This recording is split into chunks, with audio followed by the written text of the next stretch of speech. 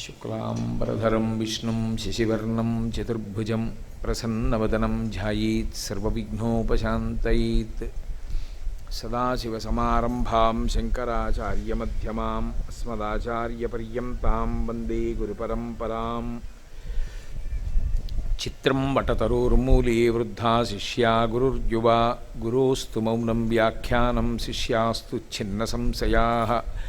వాగర్ధావివ సంపృక్తౌ వాగర్ధ ప్రతిపత్తయే జగతః పితరౌ వందే పార్వతీ పరమేశ్వరౌ. హరి ఓం. మౌనవ్యాఖ్యా ప్రకటిత పరబ్రహ్మతత్వం యువానం వర్షిష్ఠాంతే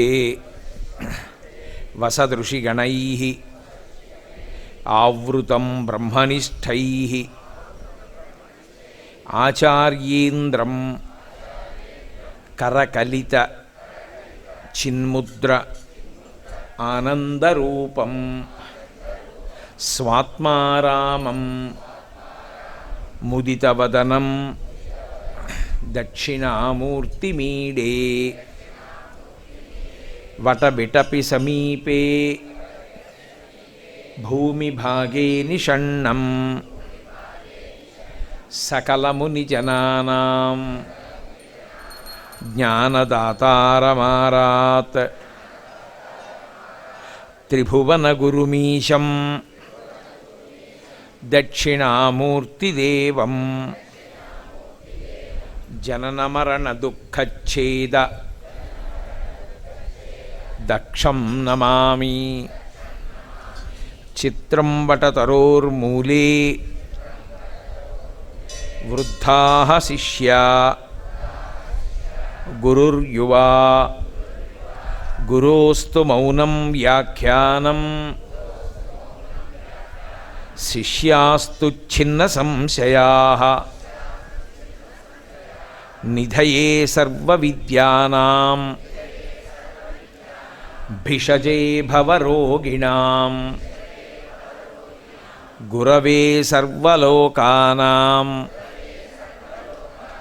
దక్షిణామూర్తయే నమః. ఓం నమః ప్రణవార్థాయ శుద్ధజ్ఞానైకమూర్తయే నిర్మలాయ ప్రశాంతాయ దక్షిణామూర్తయే నమః. శ్రుతిస్మృతిపురాణానాం ఆలయం కరుణాలయం నమామి భగవత్పాద శంకరం లోకశంకరం. విశ్వందర్పణదృశ్యమాననగరీ తుల్యం నిజాంతర్గతం పశ్యన్నాత్మని మాయయా బహిరివోద్భూతం యథా నిద్రయా యస్సాక్షాత్ కురుతే ప్రబోధసమయే స్వాత్మానమేవాద్వయం తస్మై శ్రీగురుమూర్తయే నమ. ఇదం శ్రీదక్షిణామూర్తయే బీజస్యాంతరివాంకురో జగదిదం ప్రాంగ్ నిర్వికల్పం పునః మాయాకల్పితదేశకాలకలనా వైచిత్ర్యచిత్రీకృతం మాయావీవ విజృంభయత్యపి మహాయోగీవ యః స్వేచ్ఛయా తస్మై శ్రీగురుమూర్తయే నమ. ఇదం శ్రీదక్షిణామూర్తయే యస్యైవ స్ఫురణం సదాత్మకమసత్కల్పార్థకం భాసతే సాక్షాత్ తత్వమసీతి వేదవచసా యో బోధయత్యాశ్రితాన్ యస్ సాక్షాత్కరణాద్ భవేన్న పునరావృత్తిర్భవాంభోనిధౌ. తస్మై శ్రీగురుమూర్తయే నమ. ఇదం శ్రీదక్షిణామూర్తయే.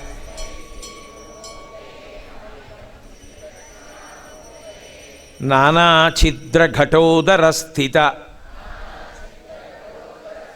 మహాదీపప్రభాభాస్వరం జ్ఞానం యస్య తు చక్షురాది కరణద్వారా బహిస్పందతే జానామీతి తమేవ భాంత అనుభాత్యేతత్ సమస్తం జగత్. తస్మై శ్రీగురుమూర్తయే నమ. ఇదం శ్రీదక్షిణామూర్తయే.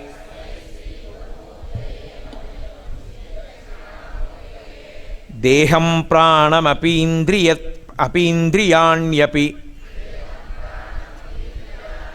చలాం బుద్ధిం చ శూన్యం విదుః స్త్రీబాలాంధజడోపమా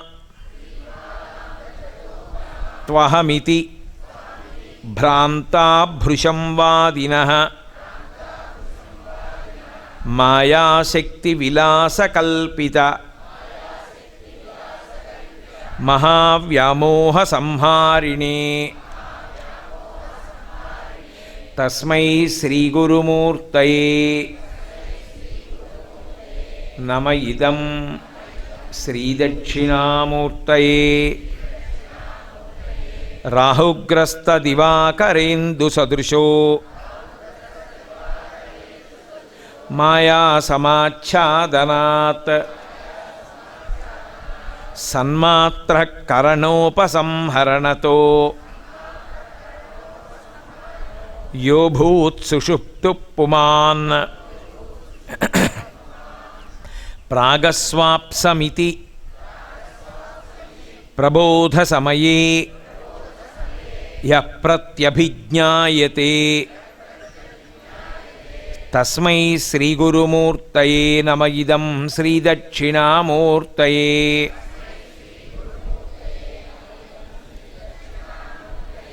బాల్యాదిష్వసి జాగ్రత్తాదిషు తథా సర్వాస్వవస్థాస్యపి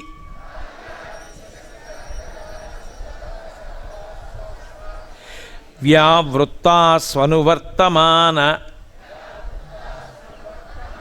మహమిత్యంతఃస్ఫురంతం సదా స్వాత్మానం ప్రకటీకరోతి భజతాం యో భద్రయా ముద్రయా. తస్మై శ్రీగురుమూర్తయే నమ. ఇదం శ్రీదక్షిణామూర్తయే. విశ్వం పశ్యతి కార్యకారణతయా స్వస్వామి సంబంధతః శిష్యాచార్యతయా తథైవ పితృపుత్రాద్యాత్మనా భేదతః స్వప్నే జాగ్రతి వా యయేష పురుషో మాయా పరిభ్రామితః. తస్మై శ్రీగురుమూర్తయే నమ. ఇదం శ్రీదక్షిణామూర్తయే.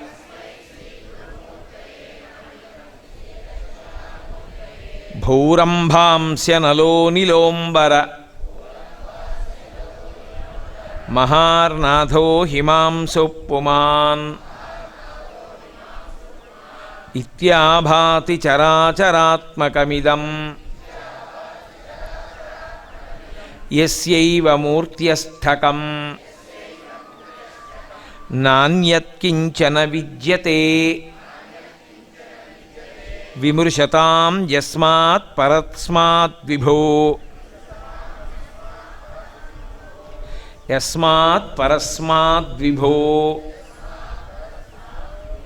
అక్కడ చిన్న దోషం ఉంది, దిద్దుకోండి. తస్మై శ్రీ గురుమూర్తయే నమ ఇదం శ్రీ దక్షిణామూర్తయే.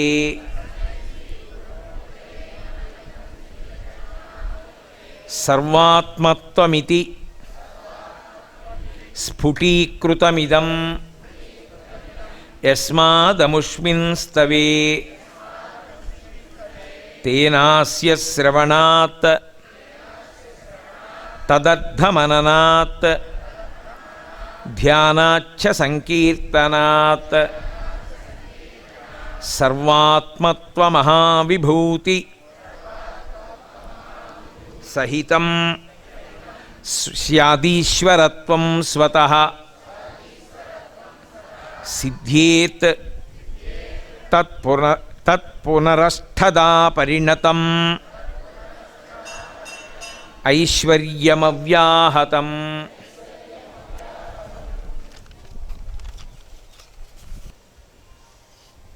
శ్రీదక్షిణామూర్తి.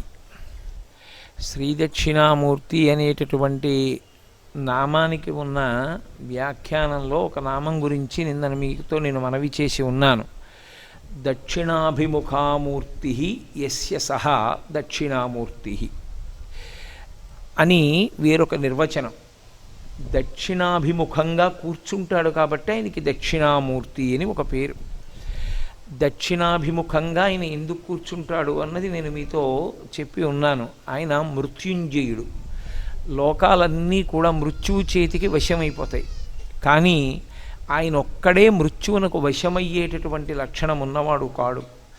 మృత్యువునకు వశము కానివాడెవరో ఆయనే పరబ్రహ్మస్వరూపుడు. పరబ్రహ్మస్వరూపుడై ఉంటాడు కనుకనే ఆయనే సృష్టికర్త, ఆయనే స్థితికర్త, ఆయనే ప్రళయకర్త. ఆయనే ఈ బ్రహ్మాండాలన్నిటినీ సృజిస్తాడు. ఎవ్వడు సృజించు ప్రాణుల ఎవ్వడు రక్షించు త్రుంచు ఎవ్వడనంతుండెవ్వడు విభుడెవ్వడు వాడి విధమున మనుచు బినుచు హేలారతుడై అంటారు పోతన గారు. ఆ పరబ్రహ్మస్వరూపంగా ఆయనే ఈ బ్రహ్మాండములను సృష్టిస్తాడు, ఆయనే నిలబెడతాడు, ఆయనే లయించేస్తాడు. అందుకే దానికి చాలా దగ్గరగా ఉండేటటువంటి ఉపమానంగా ఏం చెప్తారంటే ఊర్ణనాభిగతి అంటారు. ఊర్ణనాభి అంటే సాలెపురుగు. సాలెపురుగుకి సంకల్పం కలుగుతుంది, నేను ఇక్కడ గూడు కడితే బాగుండును అనుకుంటుంది. కొత్తగా బయట నుంచి సాధన సంపత్తులు ఏం తేదు. ఒక్కసారి ఆ కోరిక పుట్టగానే దాని నోట్లోంచి ఒక రకమైనటువంటి ద్రవము ఊరుతుంది. ఆ ద్రవంతో అది గూడు కట్టుకోవడం మొదలు పెడుతుంది. ఎక్కడెక్కడ తగల్చడానికి అవకాశం ఉందో అక్కడక్కడ తీగ తగలుస్తూ ఒక గూడు కట్టుకుంటుంది. ఆ గూడంతట్లో తాను తిరుగుతుంది. తిరిగి దానికి ఎప్పుడో చికాకు పుడుతుంది. ఈ గూడంతా కూడా పాడు చేసేద్దాం అనుకుంటుంది. అనుకుని ఆ గూడు పాడు చేసి వెళ్ళిపోతుంది. ఆ గోడ మీదకి వెళ్ళి ఆధార తంతువులు ఉంటాయి, వాటిని తెంపేస్తుంది. తెంపేస్తే ఆ గూడు కిందకి జారిపోతుంది. జారిపోయిన తర్వాత తాను యథేచ్ఛగా వెళ్ళిపోతుంది. ఊర్ణనాభిగతి ఈ విశ్వ సృష్టి స్థితి యవనియందు లయంబగుచుండు అంటారు పోతన గారు. సాలెపురుగు ఎలా గూడు తానే నిర్మాణం చేసి తానే నిలబెట్టి తానే పాడు చేసేసి వెళ్ళిపోయినట్టు, పాడు చేసి అన్నమాట లయంలో అన్వయం అవదు, లోపలికి తీసేసుకుంటాడు తనలోకి. ఈ మూడు చెయ్యగలిగిన వాడెవరో ఆయనే పరబ్రహ్మముగా ఉంటాడు. పరమేశ్వరుడే పరబ్రహ్మస్వరూపుడు. అందుకే మీరు దక్షిణామూర్తి స్వరూపం చూస్తే ప్రశాంతంగా ఉన్నవాడు తప్ప సృష్టి యందు అయోమయం లేనటువంటి స్థితిలో రచన చెయ్యలేడు. మీరు ఎప్పుడైనా చూడండి, ఒక పని ప్రారంభం చేసే ముందు ఈ పని ఎలా చేస్తే బాగుంటుంది అని ప్రణాళిక నిర్మాణం చేస్తున్నారనుకోండి, అప్పుడు మీరు ఉద్వేగంతో కానీ కోపంతో కానీ విపరీతమైన హర్షంతో కానీ ఉన్నారనుకోండి, ఖచ్చితంగా పని ఎలా జరగాలి అన్నది మీరు ప్రణాళిక రచన చేసేటప్పుడు తప్పులు చేస్తారు. భవిష్యత్తుని ఊహించి ఇప్పుడిప్పుడు ఈ సాధన సంపత్తులు దీనికి ఉంటే తప్ప ఈ కార్యక్రమం జయప్రదం కాదు అని దానికి కావలసినటువంటి సంభారములను సమకూర్చుకుని ప్రణాళికా నిర్మాణం చెయ్యడంలో వైక్లభ్యం వస్తుంది. అదే ప్రశాంతమైన మనస్సుతో ఉన్నాడనుకోండి, ఆయన చేసినటువంటి పని యందు అయోమయావస్థ ఉండదు. సృష్టి యందు అయోమయం కానీ ఏర్పడిందనుకోండి, చాలా ప్రమాదం. అది అంతకన్నా భయంకరమైనటువంటి విషయం లోకంలో ఇంకొకటి ఉండదు. నేను సృష్టి చేసేటప్పుడు అయోమయం ఉండకూడదు. అందులో సృష్టిని వికసనము అంటారు. వికసనము అంటే విచ్చుకోవడం. అది బహుక్రమ పద్ధతిలో ఉండాలి. నేను మీకు తేలిగ్గా అర్థం అవ్వాలి అంటే ఒక్క మాట చెప్తే మీరు పట్టుకుంటారు. ఒక కుక్క కడుపున కుక్కే పుట్టాలి, ఒక పిల్లి కడుపున పిల్లే పుట్టాలి, ఒక ఆవు కడుపున ఆవే పుట్టాలి, మనుష్యుని కడుపున మనుష్యుడే పుట్టాలి తప్ప సృష్టిలో ఎవరి కడుపున ఎవరు పుడతారో తెలియదు అన్నాం అనుకోండి, అయోమయం వస్తుంది. ఏది తినాలో అదే తినాలి. శాకాహారి అంటే మీరు తీసుకొచ్చి ఎంత పక్వం చేసి పెట్టిన మాంసమైనా అది ముట్టుకోదు. అది పుట్టుకతో ఆ స్వభావం వస్తుంది. ఏనుక్కి ఎవరు నేర్పరు నువ్వు మాంసాహారం తినద్దని, కానీ ఏనుగు ముట్టుకోదు మాంసాహారం, అంతే అలాగే ఉంటుంది. ఆవుకి ఎవరు నేర్పరు నువ్వు గడ్డి తినని, అది గడ్డి తింటుంది. దేనికి ఏది ఎలా చెయ్యాలో అలా దానికి కావలసినటువంటి సంభారాన్ని సమకూర్చాలి. అది అలా సమకూర్చడంలో ఎక్కడైనా పొరపాటు వచ్చిందనుకోండి, ప్రమాదం వస్తుంది. మీకు నేను ఒక ఉదాహరణ చెప్పాలి అంటే, పిల్లి ఎలకని పట్టుకోవడంలో చాలా నేర్పరితనంతో ఉంటుంది. ఆ ఎలకని పట్టుకునేటప్పుడు చిన్న చప్పుడైతే ఎలక పారిపోతుంది. అందుకే పిల్లి కాళ్ళల్లో మాంసపు ముద్దలు ఉంటాయి, అది నడిస్తే చప్పుడు అవదు. ఎలకకి కూడా తెలియదు పిల్లి వస్తోందని. ఒక బాతు నీటి మీద వెడుతూ ఉంటుంది. నీటి మీద వెళ్ళేటటువంటి బాతు పాదాలకి వేళ్ల మధ్యలో నాకు ఉన్నట్టుగా ఖాళీ ఉందనుకోండి, నీళ్లు ఆ వేళ్ల మధ్యలోంచి పైకి వచ్చి బాతు నీటిలో మునిగిపోతుంది.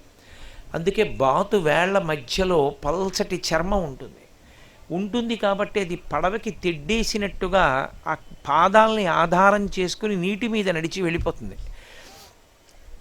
ఏది ఎలా తినాలో దానికి అనుగుణంగా ఉండాలి. బాతు పురుగుల్ని నీటిలో పట్టే విధానం గమ్మత్తుగా ఉంటుంది. నీటిని అంతటినీ తన చంపుటములలోకి తీసుకుని మూసేస్తే పురుగులు ఉండిపోతాయి. ఆ పై చంపుటానికి ఈ ముందుకి 2 కన్నాలు ఉంటాయి. అది మూసినప్పుడు ఆ కన్నాల్లోంచి నీళ్లు బయటికి వెళ్ళిపోతాయి. ఒక్క పురుగులు మిగిలిపోతాయి, లోపలికి తోసేసుకుంటుంది, ఆ పురుగుల్ని తినేస్తుంది. దేనికి ఏది అవసరమో దాన్ని అలా నిర్మించాలి తప్ప బాతు కాళ్ళవేళ్ల మధ్యలో చర్మం పెట్టడం నేను మరిచిపోయానన్నాడు అనుకోండి పరమేశ్వరుడు, చాలా అసహ్యంగా ఉంటుంది. 6:30కి ఉపన్యాసానికి డేటు పుచ్చుకోవడం తేలిక, కానీ వచ్చినటువంటి వక్త ఉపన్యాసానికి అనుగుణంగా ముందే ఒళ్ళు దగ్గర పెట్టుకుని లౌడ్ స్పీకర్ రెడీ చేసుకోవడం చాలా అవసరం. తప్ప వచ్చినవాడు కాళ్ళు చాపు కూర్చునేలా ఉంటే ఆ మైక్ ఏర్పాటు చేసిన వాడిని మళ్ళీ పిలవకూడదు. కాబట్టి సృష్టి యందు అయోమయం ఉండకూడదు. ఏదైనా ఒక పని చేసే ముందే దాని గురించినటువంటి వ్యవస్థని ఆలోచన చేసుకుని జాగ్రత్త పడాలి. అలా జాగ్రత్త పడకపోతే అయోమయం వస్తుంది. మనం చేస్తామేమో ఇలాంటి తప్పులు, పరమేశ్వరుడి సృష్టి యందు ఈ దోషం ఉండదు. అది చాలా క్రమంగా ఉంటుంది. ఎలా విచ్చుకోవాలో అలా విచ్చుకుంటుంది. అందుకే మీరు చూడండి, సనాతన ధర్మంలో దేవతలందరూ కూడా తామర పువ్వులో కూర్చుంటారు. తామర పువ్వులో కూర్చోవడానికి కారణం ఒకటే, పువ్వులో కూర్చుంటే పువ్వు నలిగిపోదండి. పువ్వులో కూర్చోవడం ఏమిటి అసలు, దానికి అర్థం ఉందా ఏమైనా? సరస్వతీదేవి తామర పువ్వులో కూర్చుంటుంది. శ్రీ మహావిష్ణువు ఒక్కొక్క చోట గురువాయూరులో ప్రత్యేకంగా తామర పువ్వులో కూర్చుని ఉంటాడు కృష్ణ భగవానుడు. అదొక మహత్తరమైన దర్శనం అక్కడ. అలాగే లక్ష్మీదేవి తామర పువ్వులో కూర్చుంటుంది. ఒక్కొక్కచో పరమశివుడు తామర పువ్వులో కూర్చుంటాడు. అసలు ఈ సృష్టి చేసే బ్రహ్మగారు తామర పువ్వులోనే పుడతాడు, నాభి కమలంలోంచి పుడతాడు. ఎందుకు ఈ తామర పువ్వు? శ్రీ మహావిష్ణువు చేతిలో తామర పువ్వు ఉంటుంది. అరి నళిన గదా శంఖ పాణిర్ముకుంద.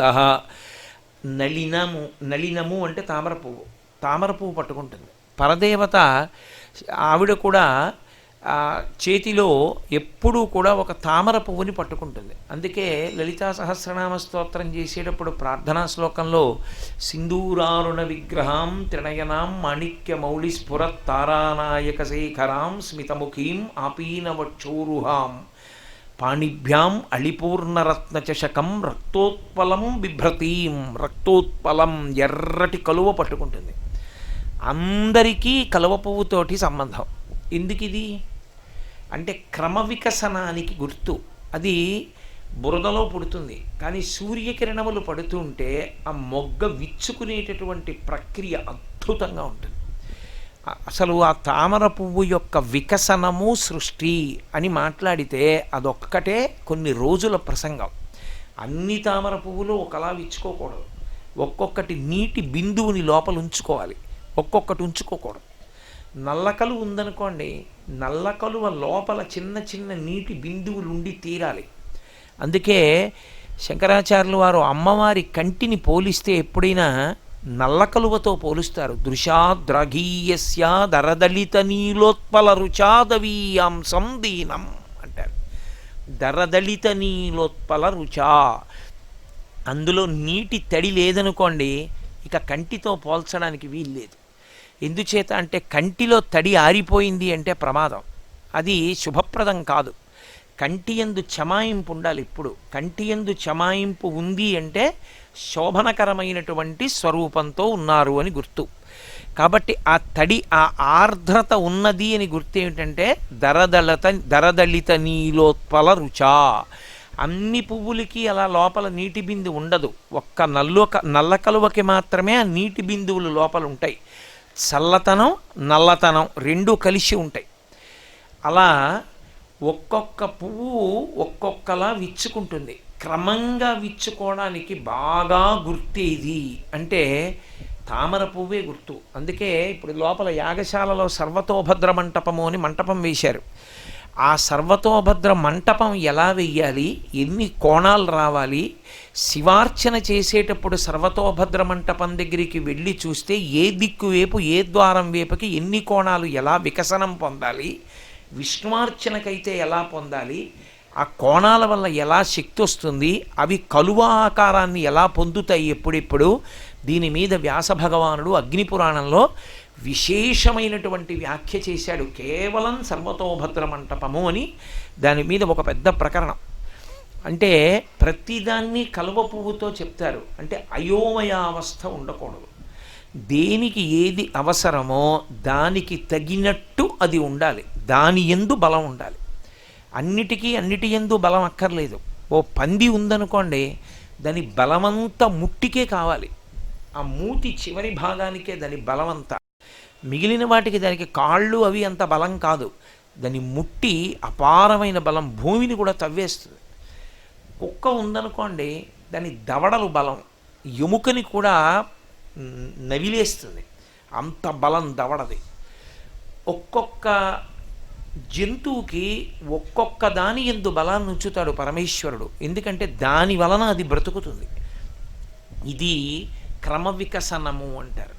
ఈ క్రమ వికసనం చేయాలి అంటే, దాన్ని నిలబెట్టాలి అంటే, దాన్ని ఎప్పుడు ప్రళయం చెయ్యాలో తెలిసి ఉండాలంటే సావధానమూర్తి అయి ఉండాలి. అంటే పరమ ప్రశాంతంగా ఉండగలిగినటువంటి వాడై ఉండాలి. అసలు ఆ ప్రశాంతత లేనివాడు ఇవన్నీ చెయ్యలేడు. అందుకే సృష్టి స్థితి ప్రళయం ఈ మూడు చేసేటప్పుడు నేనే విధమైన ఉద్వేగముతో చెయ్యను. చాలామంది ఏమంటారంటే లయం చేసేటప్పుడు ఆయన చాలా కోపంగా ఉంటాడంటారు. తప్పు, అలా ఏం చేయడు. ప్రళయమునందు సంహారమునందు కూడా పరమేశ్వరుడు కారుణ్యమూర్తి. ఇది మీరు బాగా గుర్తుపెట్టుకోవాలి. ఎప్పుడు సనాతన ధర్మానికి అంతటికీ కూడా జీవం అక్కడే ఉంది. ఈశ్వరుడు సృష్టికర్తగా, ఈశ్వరుడు స్థితికర్తగా, ఈశ్వరుడు ప్రళయకర్తగా, మూడిటిగా కూడా ఆయన బహుకారుణ్యమూర్తి. ఆయన సృష్టి చేసేటప్పుడు పరమకారుణ్యంతో చేస్తాడు. ఎందుకు చేస్తాడు అంటే ఒక్కటే కారణం. ఒకడు శరీరం విడిచిపెట్టి ఇంకో శరీరంలోకి వెడితే కదూ సృష్టి. ఇంకొక శరీరాన్ని ఎందుకు ఇస్తాడంటే, ఒక శరీరం ఇచ్చాను, పాడు చేసేసుకున్నాడు, దాంతో ఏం చేసుకోలేదు, కనీసం ఇంకో శరీరం ఇస్తాను, చేసుకున్న పాపపుణ్యాలు పోగొట్టుకుంటాడని ఇంకో శరీరం ఇస్తాడు. ఇంకొక శరీరం ఇవ్వడంలో అనుగ్రహం, ఇచ్చిన శరీరాన్ని నిలబెట్టడంలో అనుగ్రహం. అందుకే మీరు చూడండి, పరమేశ్వరుని యొక్క దయాస్వరూపం ఎక్కడుంటుందంటే, గత జన్మలలో చేసుకున్న పాపాన్ని దృష్టిలో పెట్టుకుని శరీరావయవములలో దేనికైనా ఒక దానికి వైక్లభ్యమిస్తే తద్బలాన్ని ఇంకొక దాని యందు నిక్షేపించేస్తాడు, తట్టుకోవడానికి అవకాశం ఇస్తాడు. అందుకే అంధుడు కూడా జ్ఞానేంద్రియ శక్తి మిగిలిన వాటిల్లో ఎక్కువగా ఉండి జీవించగలుగుతాడు. పరమేశ్వరుని యందు ఆ కారుణ్యం ఉంటుంది. లయమునందు కూడా కారుణ్యమే. జ్ఞానంతో ఆయన్ని పొందేవాళ్ళు పొందుతారు సాధన చేసి. పొందలేకపోయినవాడు ఎన్నాళ్ళు ఇలా పడుంటాడు, ఎన్నాళ్ళు తిరుగుతాడు, ఎన్నాళ్ళు ఇలా జన్మలెత్తుతాడు? కొంతకాలం మొత్తం సృష్టికి విశ్రాంతినిస్తాడు. అప్పుడు ప్రళయం అంటే తనలోకి తీసేసుకుంటాడు. తీసుకుని మొత్తం సృష్టి అంతా ఆగిపోతుంది, ఏముండదు. అంటే మొత్తం జీవకోటికి అంతటికీ విశ్రాంతి కల్పిస్తాడు. అందుకే రాత్రి కాలమునందు విశ్రాంతినిస్తాడు. రాత్రి అందరికీ నిద్ర పడుతుంది. అందుకే స్వల్పకాలిక లయం అంటారు. దీర్ఘకాలిక లయము అంటే ప్రళయం. అందులో మొత్తం జీవకోటికి విశ్రాంతినిస్తాడు. తన యందే ఉంటారు, ఉండి విశ్రాంతి తీసుకుంటారు. ఈ మూడు చేసేటప్పుడు తాను శాంతమూర్తిగా ఉండి చేస్తాడు తప్ప, ఈ మూడు చేసేటప్పుడు ఆయనలో ఉద్వేగం ఉండదు. ఉద్వేగం ఉంటే ఆయన అసలు చెయ్యలేడు. ఆ ఉద్వేగంతో చేసే పని అయోమయంతో ఉంటుంది. ఏం చేస్తున్నాడో తెలియదు. కంగారుగా చేసేటటువంటి వాడు ఓ క్రమంలో చెయ్యడు. మీరు ఇంకొకటి గమనించండి, కంగారుగా చేసిన వాడు చిట్ట చివర ఎక్కడ పెట్టానంటాడు. ఏదో ప్రధానమైన వస్తువు ఎక్కడ పెట్టాను ఇందాక అంటాడు. అది వాడి దగ్గరే ఉండదు, వదిలేస్తాడు. పరమేశ్వరుడికి ఆ ఉద్వేగం ఉండదు, ప్రశాంతమూర్తి. ఇది చెప్పడానికే ఆయన ఎంత ప్రశాంతమూర్తియో చెప్పడమే దక్షిణామూర్తి యొక్క తత్వం. అందుకే మీరు జాగ్రత్తగా గమనించండి. దక్షిణామూర్తి స్వరూపాన్ని మీరు గమనిస్తే కుడి చేతి వైపు రెండు చేతులు ఉంటాయి. దక్షిణామూర్తిలో కూడా మళ్ళీ భిన్న భిన్న స్వరూపాలు ఉన్నాయి. ప్రధానంగా చెప్పబడే స్వరూపం ఎలా ఉంటుందో నేను చెప్తున్నాను మీతో. కుడివైపు రెండు చేతులు, ఎడమవైపు రెండు చేతులు, 4 చేతులు 2 కాళ్లతో ఉంటాడు, ఒకటే తల. 4 చేతులలో కుడి చేతి వైపు ఉన్నటువంటి 2 చేతులలో పై చేతిలో ఢమరుక ఉంటుంది. ఒక్కొక్కచో ఆ ఢమరుకాన్ని సర్పం చుడుతుంది. సర్పంతో చుట్టబడిన ఢమరుకాన్ని పట్టుకుంటాడు. ఆ సర్పం చుట్టుకుని వాలదు, ఇలా లేచి ఉంటుంది పైకి. పడగ ఇలా పైకెత్తి ఇలా నిటారుగా నిలబడుతుంది. తోక మీద నిలబడిన పాము ఉంటుందే, అలా ఢమరుకాన్ని చుట్టి నిలబడుతుంది ఇలా పాము. అది కుడి చేతిలో పైన ఉంటుంది. కింద చేతిలో ఇలా చిన్ముద్ర పట్టుకుంటాడు. ఎడం చేతిలో కింది చేతిలో పుస్తకాలు పట్టుకుంటాడు. పై చేతిలో అగ్నిహోత్రం పట్టుకుంటాడు. ముఖం స్వాత్మారామం ముదితవదనం, చిరునవ్వు నవ్వుతూ ఉంటుంది. అసలు ఆ మూర్తి ముఖంలో చిరునవ్వు భావన ఉండాలి. ముఖం గంభీరంగా ఉన్న, ముఖంలో కొంచెం ఏదో పెద్ద అంత ప్రశాంతంగా ఉన్నట్టు లేకపోయినా అసలు అది దక్షిణామూర్తిగా ప్రతిష్టకి అయోగ్యం. అందుకే దక్షిణామూర్తి విగ్రహాన్ని ఎవరు పడితే వాళ్ళు చెక్కలేరు. ఒక దక్షిణామూర్తి విగ్రహాన్ని చెక్కడం అంటే అంత జాగ్రత్తగా చెక్కుతారు పరమేశ్వరారాధనం చేసి. ఎందుకంటే ఆ మూర్తిలో నవ్వు రావాలి. దాన్ని మీరు చూడగానే పసిపిల్లలు కూడా నించోగలగాలి వెళ్ళి. అంత ముదిత వదనం, అంత ప్రశాంతంగా ఉండాలి. అంత ప్రశాంతంగా ఉంటే తప్ప అది మీకు ప్రయోజనాన్ని ఇవ్వదు, ప్రశాంతతనివ్వదు. ఇప్పుడు మనకు వచ్చినటువంటి మూర్తిని మీరు చూడండి, ఎంత ప్రశాంతంగా చిన్న నవ్వు నవ్వుతున్నట్టు ఉంటాడు. ఆ నవ్వు భావ ప్రకటనం. అది శిల్పి యొక్క ఉపాసన చేత వస్తుంది మూర్తిలోకి. అలా 4 చేతులతో ఉంటాడు. ఉన్నప్పుడు ఆయనయే సృష్టికర్త. ఈ సృష్టినంతటినీ చేశాడు. సృష్టి ప్రారంభం ఎక్కడి నుంచి వస్తుంది అంటే ధ్వని నుండి వస్తుంది. శబ్దము సృష్టికి ఆధారము. శబ్దము లేకపోతే వెనక్కి వెళ్ళినట్టు, శబ్దం వస్తే ముందుకెళ్ళినట్టు. అక్కడ వరకు అర్థం చేసుకోండి చాలు. అంతకన్నా దాన్ని వ్యాఖ్యానం చేయాలి అంటే చాలా సమయం పట్టేస్తుంది. ఎక్కడైనా ధ్వని ఉంది అంటే స్థితితో కూడిన సృష్టి ఉంది అని గుర్తు. అంటే బహిర్ముఖులై నిలబడి ఉన్నారు అని గుర్తు. ఎక్కడ శబ్దం లేకుండా ఉంది అంటే వెనక్కి వెళ్ళారు అని గుర్తు. అంటే ధ్యానావస్థలో మూలం వైపుకి వెళ్ళిపోతున్నాడు. అన్నీ ఎట్నుంచి పుడుతున్నాయో ఎక్కడి నుంచి పుడుతున్నాయో దాని వైపుకి వెళ్ళిపోతే వెనక్కి నడక అంటారు. దాన్ని రెండిటి చేత సంకేతిస్తారు. రెండిటి చేత వెనక్కి ఎడతారు. మూడవది లేదు. మీరు బాగా జ్ఞాపకం పెట్టుకోవాలి విషయం. ఇప్పుడు నేను చెప్పే మాటలు పతంజలి భాష్యం. రెండిటి చేత వెనక్కి నడుస్తారు. కానీ లోకంలో ముందుకి నడవడానికి మాత్రం ఎప్పుడూ పనికొచ్చేటటువంటివి 7 ఉంటాయి. ముందుకు నడవడానికి పనికొచ్చేవి 5 జ్ఞానేంద్రియములు, మనస్సు, శరీరము. ఈ 7 కలిస్తే ముందుకు నడుస్తాడంటే అది చూస్తాడు, ఇది చూస్తాడు, అది వింటాడు, ఇది వింటాడు, బహిర్ముఖుడై ఉంటాడు.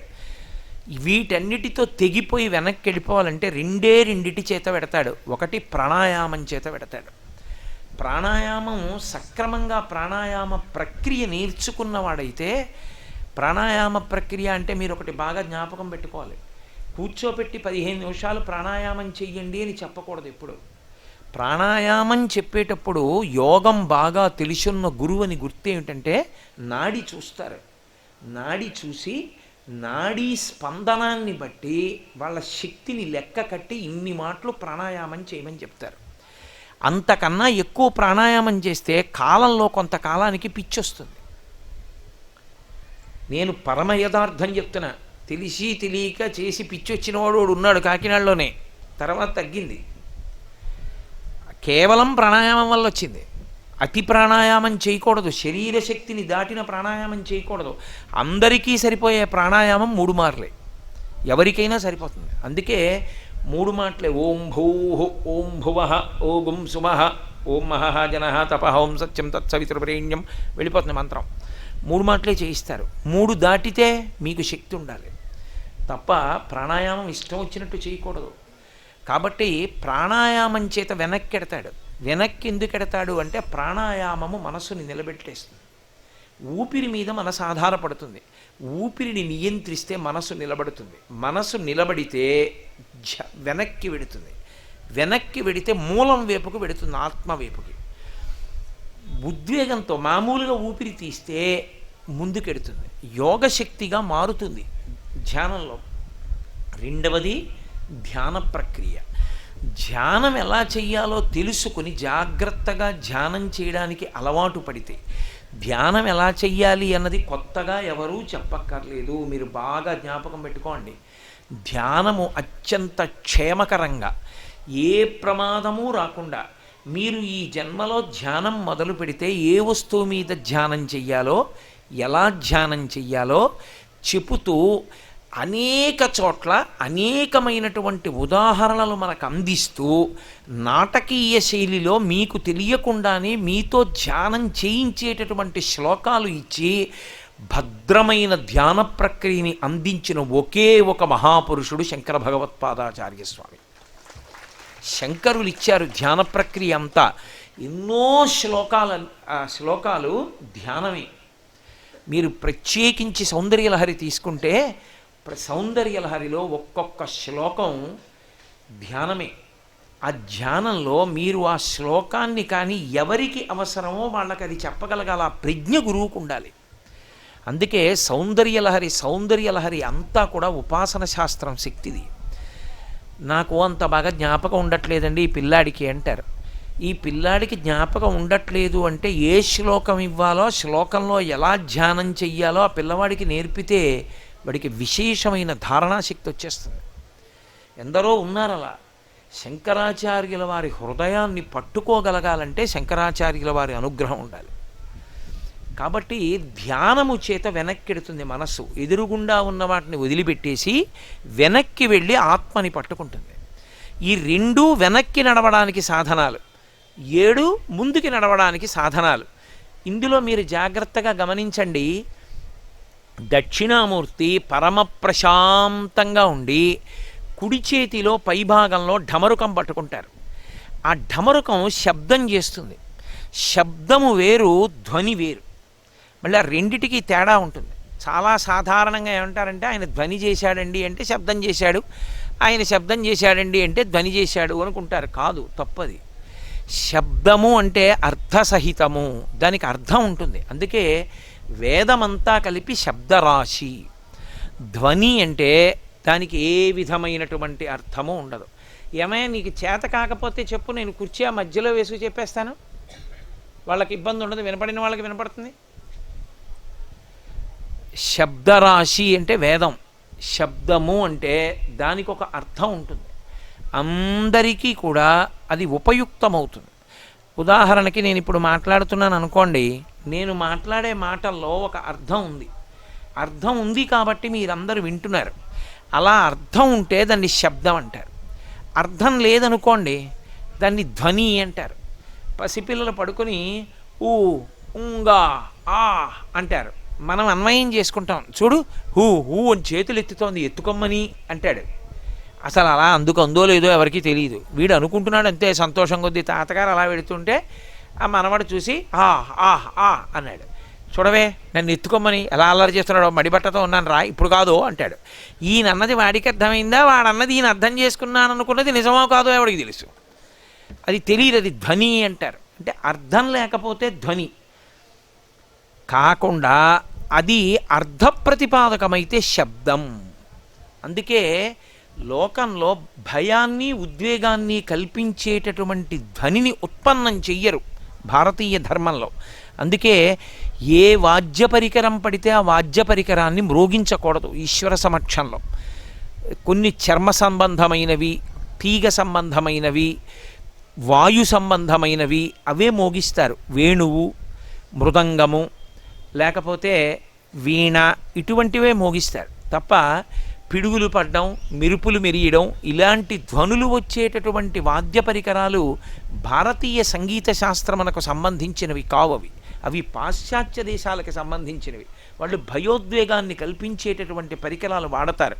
మన దౌర్భాగ్యం ఏంటంటే ఇవాళ మనము వాడుతున్నాం కాబట్టి అవి మనం వాడేవి కావు అసలు యథార్థానికి. కాబట్టి సృష్టి అంతా కూడా శబ్దంలోంచే ఉత్పన్నం అవుతుంది. ఇప్పటికీ బిగ్ బ్యాంగ్ థియరీ అంటారు కదండి, మొదటి విస్ఫోటనంలోంచే సృష్టి ప్రారంభమైంది అని. కాబట్టి ఆ ఢమరుకం శబ్దం సృష్టికి ప్రతీక. సృష్టి అంటే ఏదో బోళ్ళంతమంది పుట్టేయడం కాదు. ఈ పుట్టిన వాళ్ళందరికీ కూడా మళ్ళీ ఒక ప్రత్యేకమైనటువంటి పద్ధతి ఉండాలి, వాళ్ళు తరించడానికో మార్గం ఉండాలి. ఆ మార్గం ఉండాలంటే పరమశివుడు మోగించినటువంటి ఢమరుకలోంచి మాహేశ్వర సూత్రములు వచ్చాయి, అందులోంచే వ్యాకరణం వచ్చింది, అందులోంచి సృష్టి వచ్చింది. వ్యాకరణమును ఆధారం చేసుకుని సమస్తమైన వాంగ్మయం వచ్చింది. వాంగ్మయము తరించడానికి కారణమైంది. అందుకే ఇప్పటికీ వ్యాకరణం చెప్తే మడి కట్టుకుని ఒక్క శివాలయంలోనే చెప్తారు. శివాలయంలో వ్యాకరణ మంటపం అని ఒక మంటపం కడతారు.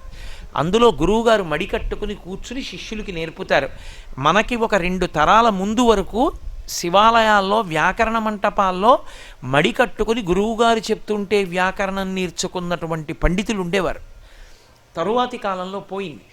కాబట్టి ఆ వ్యాకరణ మంటపం శివాలయంలో ఉంటుంది, ఈ ఢమరుకం శివుడి చేతిలో ఉంటుంది. అంటే సమస్త వాంగ్మయము సృష్టి ఆయన చేతిలోంచి వచ్చాయి.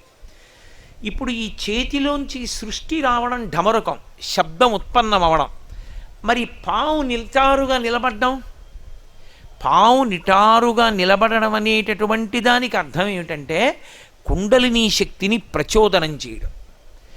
అంటే ఏ శబ్దానికి కూడా దూరంగా తానుండి మౌనంలో వెన్నుపావును నిటారుగా ఉంచి లోపలే విశేషమైనటువంటి యోగశక్తి చేత కుండలిని కదుపుతారు. కదిపితే పైకి లేస్తుంది, ఊర్ధ్వముఖ చలనం చేస్తుంది. అది చలనం చేసినప్పుడు ఇక ఈ శబ్దాలు ఏమీ ఉండవు. అది బిసతంతు తనీయసి అని తామర తూడులోంచి పైకెక్కినట్టు పైకెక్కుతుంది. పైకెక్కి అది చివరికి ఎక్కడికెడుతుందంటే సహస్రారంలో పార్వతీ పరమేశ్వరుల యొక్క సంయోగ దర్శనం చేస్తూ యోగి అమృతధారల చేత తడిసిపోతాడు. ఆ అమృతధార చేత తడిసిపోయేటటువంటి తత్వానికి గుర్తు నిలబడినటువంటి పాము. అందుకే భారతీయ యోగశాస్త్రంలో పాము 2ంటికి సంకేతం.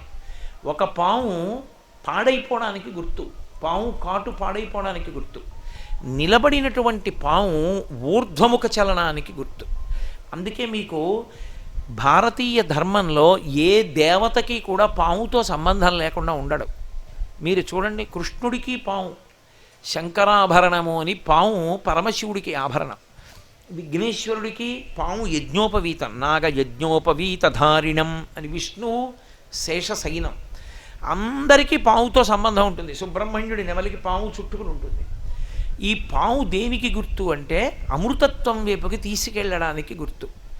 ఈ సృష్టిలో ఈ వాంగ్మయం అంతా చదువుకోవడం చదువుకోవడం చదువుకోవడం, వినడం వినడం వినడం ఎందుకు పనికి రావాలంటే చదువుకోవడమే పిచ్చిగా చదువుకోవడానికి కాదు. అందుకే కుడి చేతి వైపు ఉంటే వదిలిపెట్టకూడనిది అని గుర్తు, ఎడం చేతి వైపు ఉంటే కొంతకాలం తర్వాత వదిలేయాలి అని గుర్తు. అందుకని దూష్యం ఎక్కువ పట్టుకోవద్దు స్మా అని గుర్తు. అప్పుడు ఎడం పక్కకి ఇస్తారు. దక్షిణామూర్తికి ఎడం పక్క చేతిలో పుస్తకం ఉంటుంది. అంటే ఒక స్థాయి వరకు చదువుకో తప్ప చదువుకుని తరించిపోతాననుకుంటే అంతకన్నా అమాయకత్వం ఇంకోటి లేదు. చదువుకుని తరించాడు ఎవడు? చదువుకున్న దాంట్లో ఏదో ఒకటి పట్టుకుని అనుష్ఠానం చేయి. ఏదో ఏకశబ్ద సమ్యజ్ఞాత సృష్ట ప్రయుక్త స్వర్గే లోకే కామదుగ్భవతి. ఒక్క శివనామం చాలు, ఒక్క రామనామం చాలు, ఒక్క శక్తినామం చాలు, ఒక్క మంత్రం చాలు, ఒక్క నమస్కారం చాలు. నువ్వు ఏదో ఒకటి పట్టుకో, గట్టిగా దాన్ని పట్టుకో. పట్టుకున్నది వైదికమయ్యేటట్టుగా చూసుకో. అవైదికమైన దాన్ని పట్టుకుంటే ఉయ్యాల ఎక్కి కాశీ వెళ్ళినట్టు ఉంటుంది, ప్రయాణం ఉండదు, చేయడమే మిగులుతుంది. వైదికమైన దాన్ని పట్టుకుంటే నువ్వు చేరవలసిన దాన్ని చేరిపోతావు. అంటే అనుష్ఠాన ప్రక్రియకి గుర్తు ఏమిటంటే మనస్సులో తిప్పడం రావాలి. అందుకే కుడి చేతి వైపుకి జపమాల ఉంటుంది. మీరు చూడండి, దక్షిణామూర్తి కుడి చేతిలో పై చేతిలో ఢమరుకం ఉంటుంది, నిలబడిన సర్పం ఉంటుంది, అక్షమాల చేత్తో తిప్పే మాల ఉంటుంది. అంటే 100 ప్రసంగాలు చేయడం కన్నా, ఇప్పుడు నేను ఇక్కడికి వచ్చి 2 గంటల ఉపన్యాసం చెప్పడం కన్నా యథార్థానికి చిత్రం వటతరోర్మూలే వృద్ధా శిష్య గురుర్జువా అన్న శ్లోకాన్ని జపం చేస్తూ లోపల దక్షిణామూర్తిని 2 గంటల పాటు దర్శనం చేస్తే నాకు వచ్చే అభ్యున్నతి నిజానికి 2 గంటల ఉపన్యాసం చెప్పడంలో రాదు. లోపల తిప్పడం ఎవరు తిప్పుతాడో వాడు ధన్యుడు. అందుకే కుడి చేతిలో అక్షమాల ఉంటుంది, జపమాల. తిప్పడం అనుష్ఠానం చాలా అవసరం. ఎన్నో వింటాడు, ముఖాన బొట్టు కూడా ఉండదు. ఎందుకు వినడం?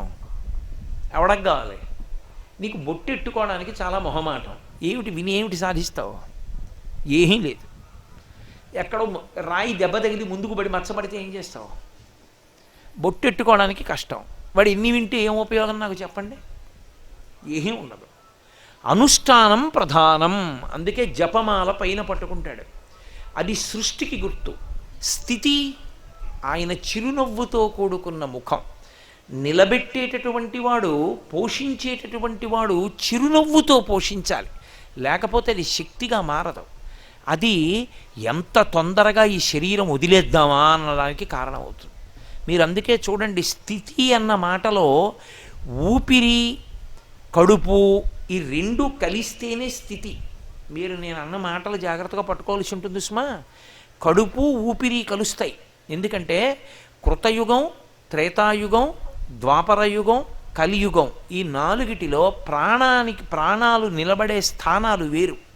కృతయుగంలో ఎముకలున్నంతకాలం బతికుంటారు. త్రేతాయుగంలో మాంసమున్నంతకాలం బతికుంటారు. ద్వాపరయుగంలో రక్తం ఉన్నంతకాలం బతుకుతారు. కలియుగంలో అన్నం తిన్నంతకాలం బతుకుతాడు. మీరు చూడండి, అన్నం పెడితే బతకడు.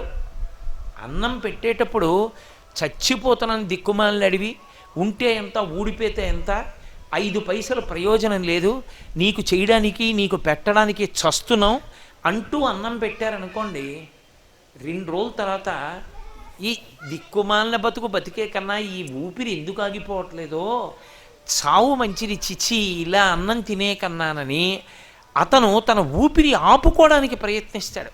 మనిషికి చావు మీద అనురక్తి మొదలవడానికి కారణం ఏమిటో తెలుసా? ప్రేమగా అన్నం పెట్టే మనిషి లేకుండా పోతే ఉండి ఏం ప్రయోజనం అన్న ఆలోచన వచ్చేస్తుంది. ఎన్ని ఉన్నా అదొక్కటి లోటు వస్తే ప్రమాదం వస్తుంది. అందుకే పురుషుడి జీవితం అంతా ఎవరి మీద ఉంటుందంటే భార్య మీద ఉంటుంది. ఏమి కానివ్వండి, ఆ అన్నం తినేటప్పుడు కడుపు నిండా తిన్నారా అంటుంది, ప్రేమగా పెడుతుంది, బతుకుతాడు పురుషుడు. నీ వల్ల బతికేశానే అంటాడు. ఆవిడ లేదనుకోండి, గృహిణి గృహముచ్యతే, ఏమనుకోకండి.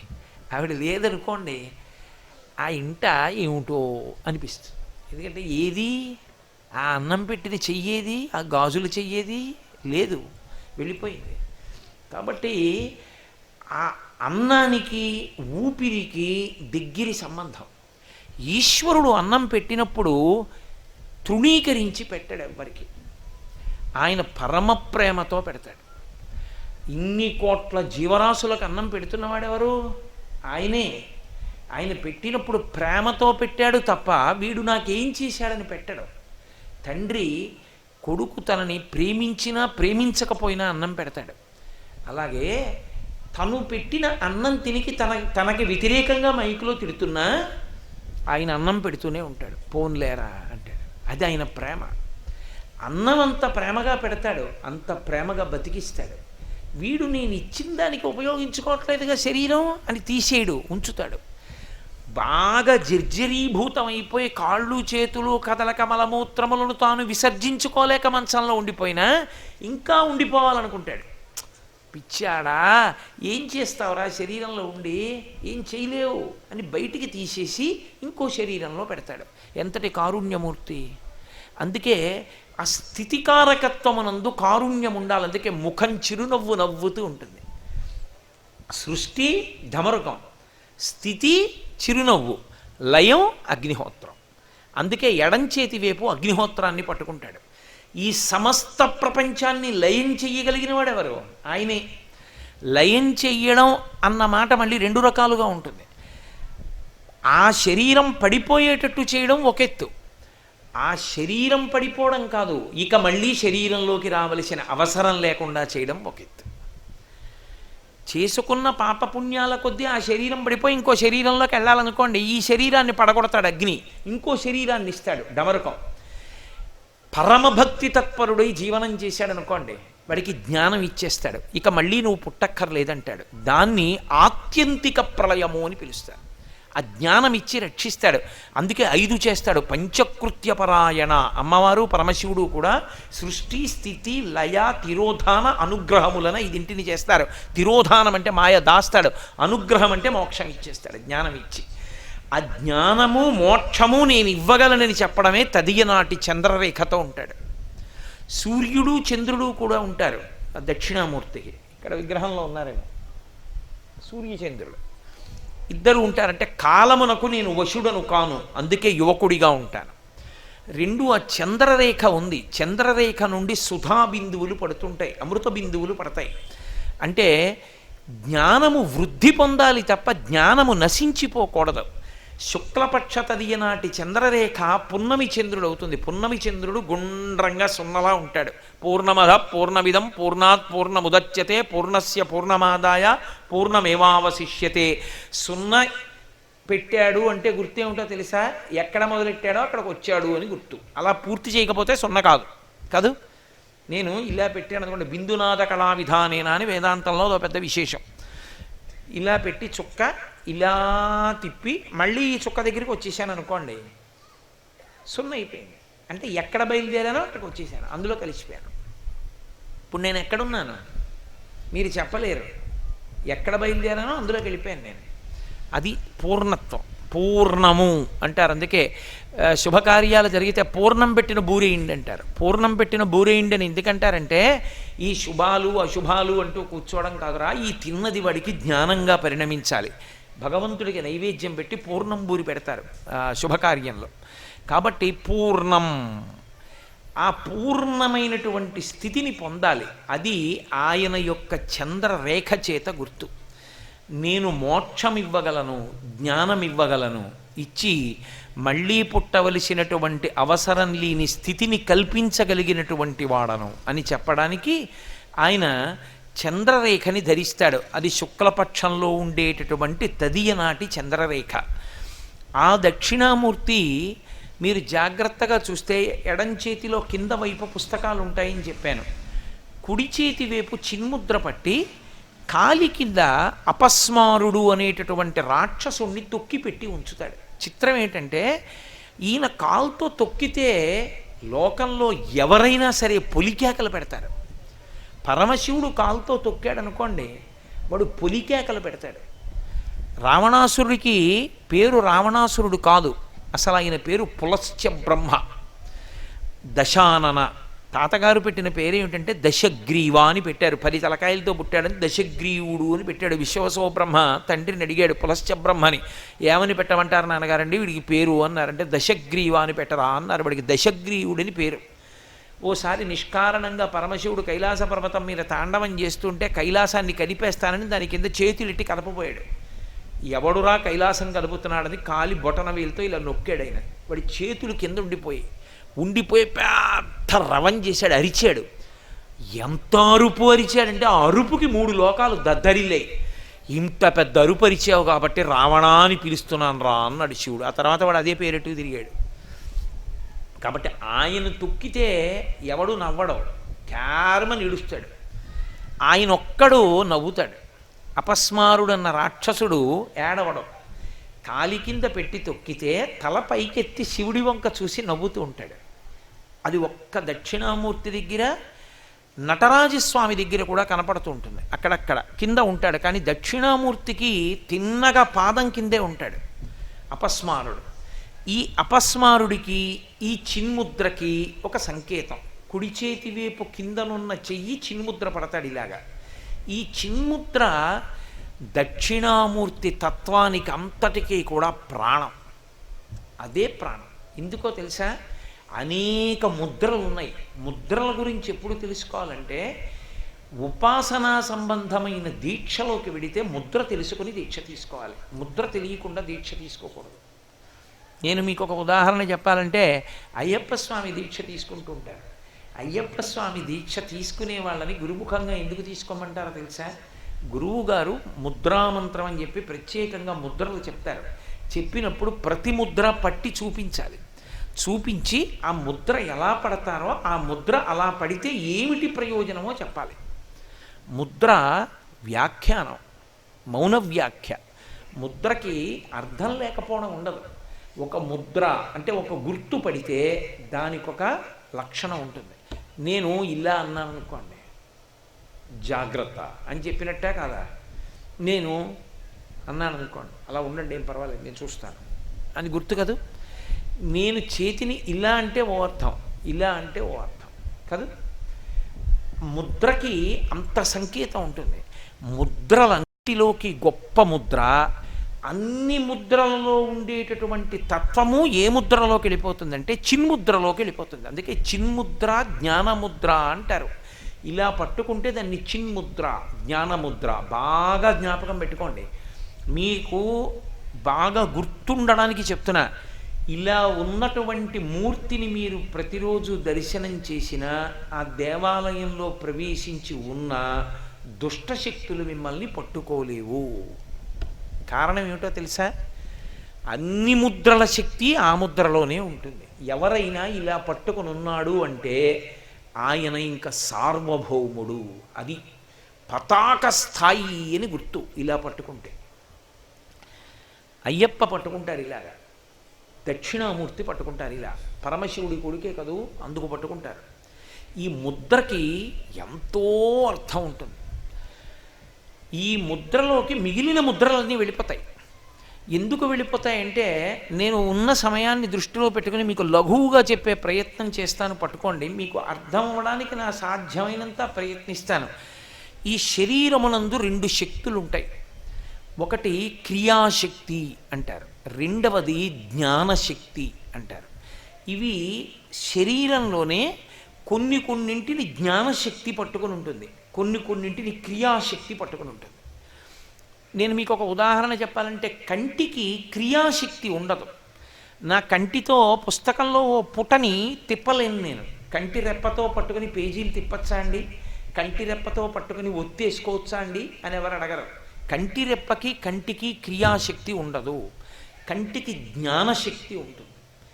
ఇలా చూస్తే అది ఏదో, అది ఏనుగా పుల ఆ వస్తువుని చూపిస్తుంది కాబట్టి జ్ఞానశక్తి. చెవికి శబ్దాన్ని వినే శక్తి ఉంటుంది, నాలుకకి రుచి చెప్పే శక్తి ఉంటుంది. ఇవి జ్ఞానశక్తులు. ఐదింటికి జ్ఞానశక్తులు ఉంటాయి. శబ్దస్పర్శ రస రూప గంధములని తన్మాత్రలో ఐదింటిని ఆశ్రయించి ఉంటాయి. కన్ను, ముక్కు, చెవి, నాలుక, చర్మం. మిగిలిన వాటికి క్రియాశక్తులు ఉంటాయి. చేతులు ఉన్నాయనుకోండి, వాటికి క్రియాశక్తి, పనిచేసేటటువంటి శక్తి అంతా చేతికి ఉంటుంది. ప్రధానంగా శరీరంలో పనిచేసేటటువంటి శక్తి దేని మీదకి వెళ్ళి ఎక్కువగా నిలబడిపోతుందంటే చేతులలో నిలబడుతుంది. మళ్ళీ చేతులలో కుడి చేతిలో నిలబడుతుంది, మళ్ళీ కుడి చేతిలో బొటన వేలులో నిలబడుతుంది. అందుకే థంబ్ ఇంప్రెషన్ అంటారు, బొటన వేలు ముద్ర ఏంటంటారు. అందుకే శాస్త్రంలో క్రియాశక్తి అంతా వెళ్ళి ఎక్కడ నిలబడిందో దాన్నే పరబ్రహ్మంగా నిర్వచనం చేస్తారు. ఈ బొటనవేలు మిగిలిన వాటికి దూరంగా ఉంటుంది, కలవదు. ఇది ఎక్కడో వేరుగా ఉంటుంది. ఈ నాలుగు ఓ చోట ఉంటాయి. మీరు చూడండి, సాధారణంగా వీటిలో ఒకటి కదిలితే మిగిలినవి కదులుతాయి, ఏదో లెక్క పెట్టినప్పుడు తప్ప. ఇది పట్టుకో అన్నారనుకోండి, ఇలా పట్టుకుంటుంది. కానీ మీరు గమనించండి, క్రియాశక్తి యందు ఈ వేలి యొక్క ఆధారం లేకపోతే ఈ చేతికి ఎంత బలం ఉండనివ్వండి, ఈ 4 వేళ్ళు ఈ వేలి యొక్క ఆధారం లేనినాడు తగిన బలాన్ని వాడుకో. చేతికి శక్తి ఉంది, ఈ 4 వేళ్ళకి శక్తి ఉంది. బొటన వేలికి గోరు చుట్టేసింది, ఏదైనా వ్రాయమనండి. తన కూతురు శుభలేఖకి శ్రీరస్తు అని రాయలేడు, బొటన వేలు కలిసి రావాలి. ఏదైనా బరువు ఎత్తుతున్నాడు అనుకోండి, ఈ బొటన వేలు వదిలిపెట్టేసి ఈ 4 వేళ్లతోటే ఎత్తండి, బొటన వేలు వాడద్దన్నారు అనుకోండి, బొటన వేలు కలిస్తే ఎత్తినట్లు బొటన వేలు వదిలిపెట్టి వాడలేడు, ఎత్తలేడు. ఇది ఆధారం అవుతుంది. ఈ 4టికి చేతికి ఇది ఆధారం, బలాన్ని పెంచడానికి. అయి ఉండి తాను దూరంగా ఉంటుంది, తాను కలవదు. ఇవి 4 ఒక చోటుకి కూడుతాయి. ఈ 4 కూడినా దీని ఆధారం లేనప్పుడు ఈ 4టికి బలం లేదు. ఈ 4టికి బలాన్ని ఇది ఇస్తుంది, కానీ దూరంగా ఉంటుంది. అందుకే దీన్నే పరబ్రహ్మంగా చెప్తారు. ఇది పరబ్రహ్మం అయితే ఈ వేలుంది చూశారు, ఈ వేలు ఎంత దూరమైనా చేస్తుంది. ఇది సాధారణంగా ఎప్పుడూ దగ్గర చెయ్యదు. ఈ వేలు దగ్గరగా ఉంది అని చెప్పవలసి వస్తే ఈ వేలు వాడరిహ. ఎంత దగ్గర అంటేనండి, నా గుండెల్లో పెట్టుకున్నాను అని చెప్పవలసి వచ్చిందనుకోండి, ఇలా అండవు, ఇలా అంటాడు. బొటన వేలితో కలిపి చేయి పెడతాడు. చాలా దూరం అనవలసి వచ్చిందనుకోండి, అలా చూపిస్తాడు, అక్కడండి అంటాడు. భగవంతుడు ఎక్కడున్నాడండి అని అడిగారు అనుకోండి, ఎక్కడో కొండ మీద ఉన్నాడండి, ఎక్కడో ఆకాశంలో ఉంటాడండి, ఇలా చూపిస్తాడు. ఈ వేలు దూరం చేస్తుంది. బాగా దూరం చేసేది ఈ వేలు.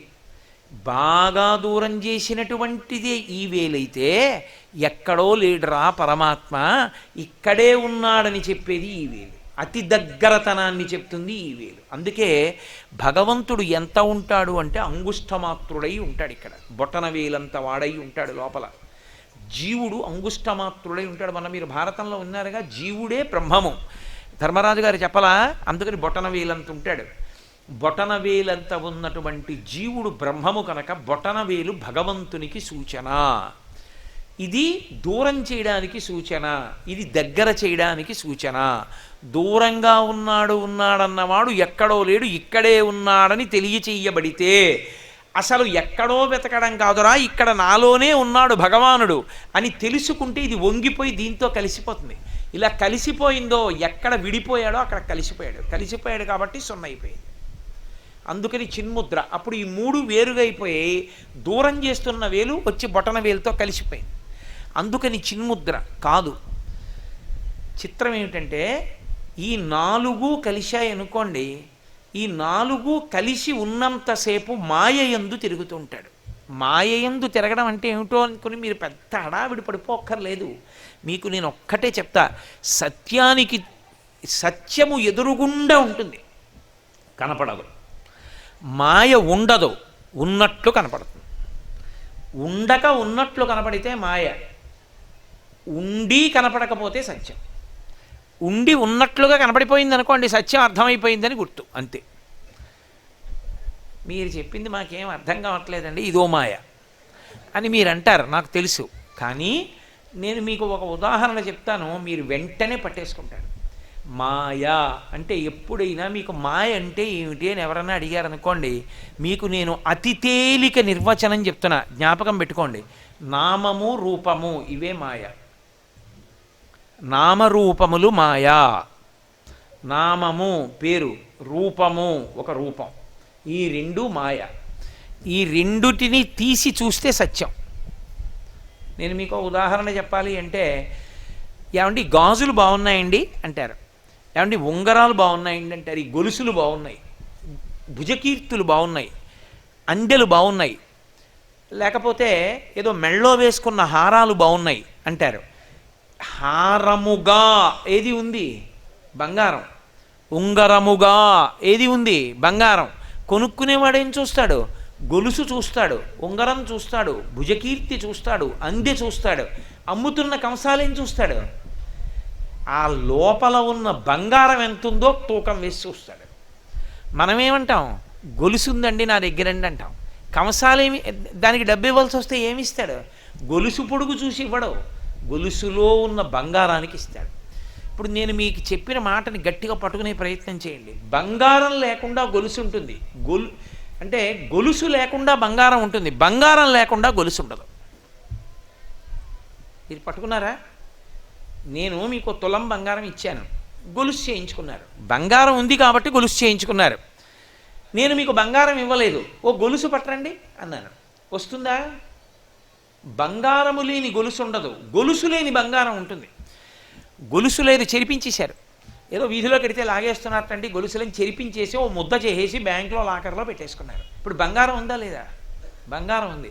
బంగారం అంటూ ఉంటే ఎప్పుడైనా ఆభరణం అవుతుంది. బంగారం లేదు, గొలుసు వస్తుందా? రాదు. గొలుసుగా లేదు, బంగారం మాత్రం సత్యం. బంగారము ఎప్పుడూ సత్యమే. దాని మీద నామరూపములు ఆరోపింపబడ్డాయి. ఆరోపించడానికి సత్యం ఉండాలి అక్కడ.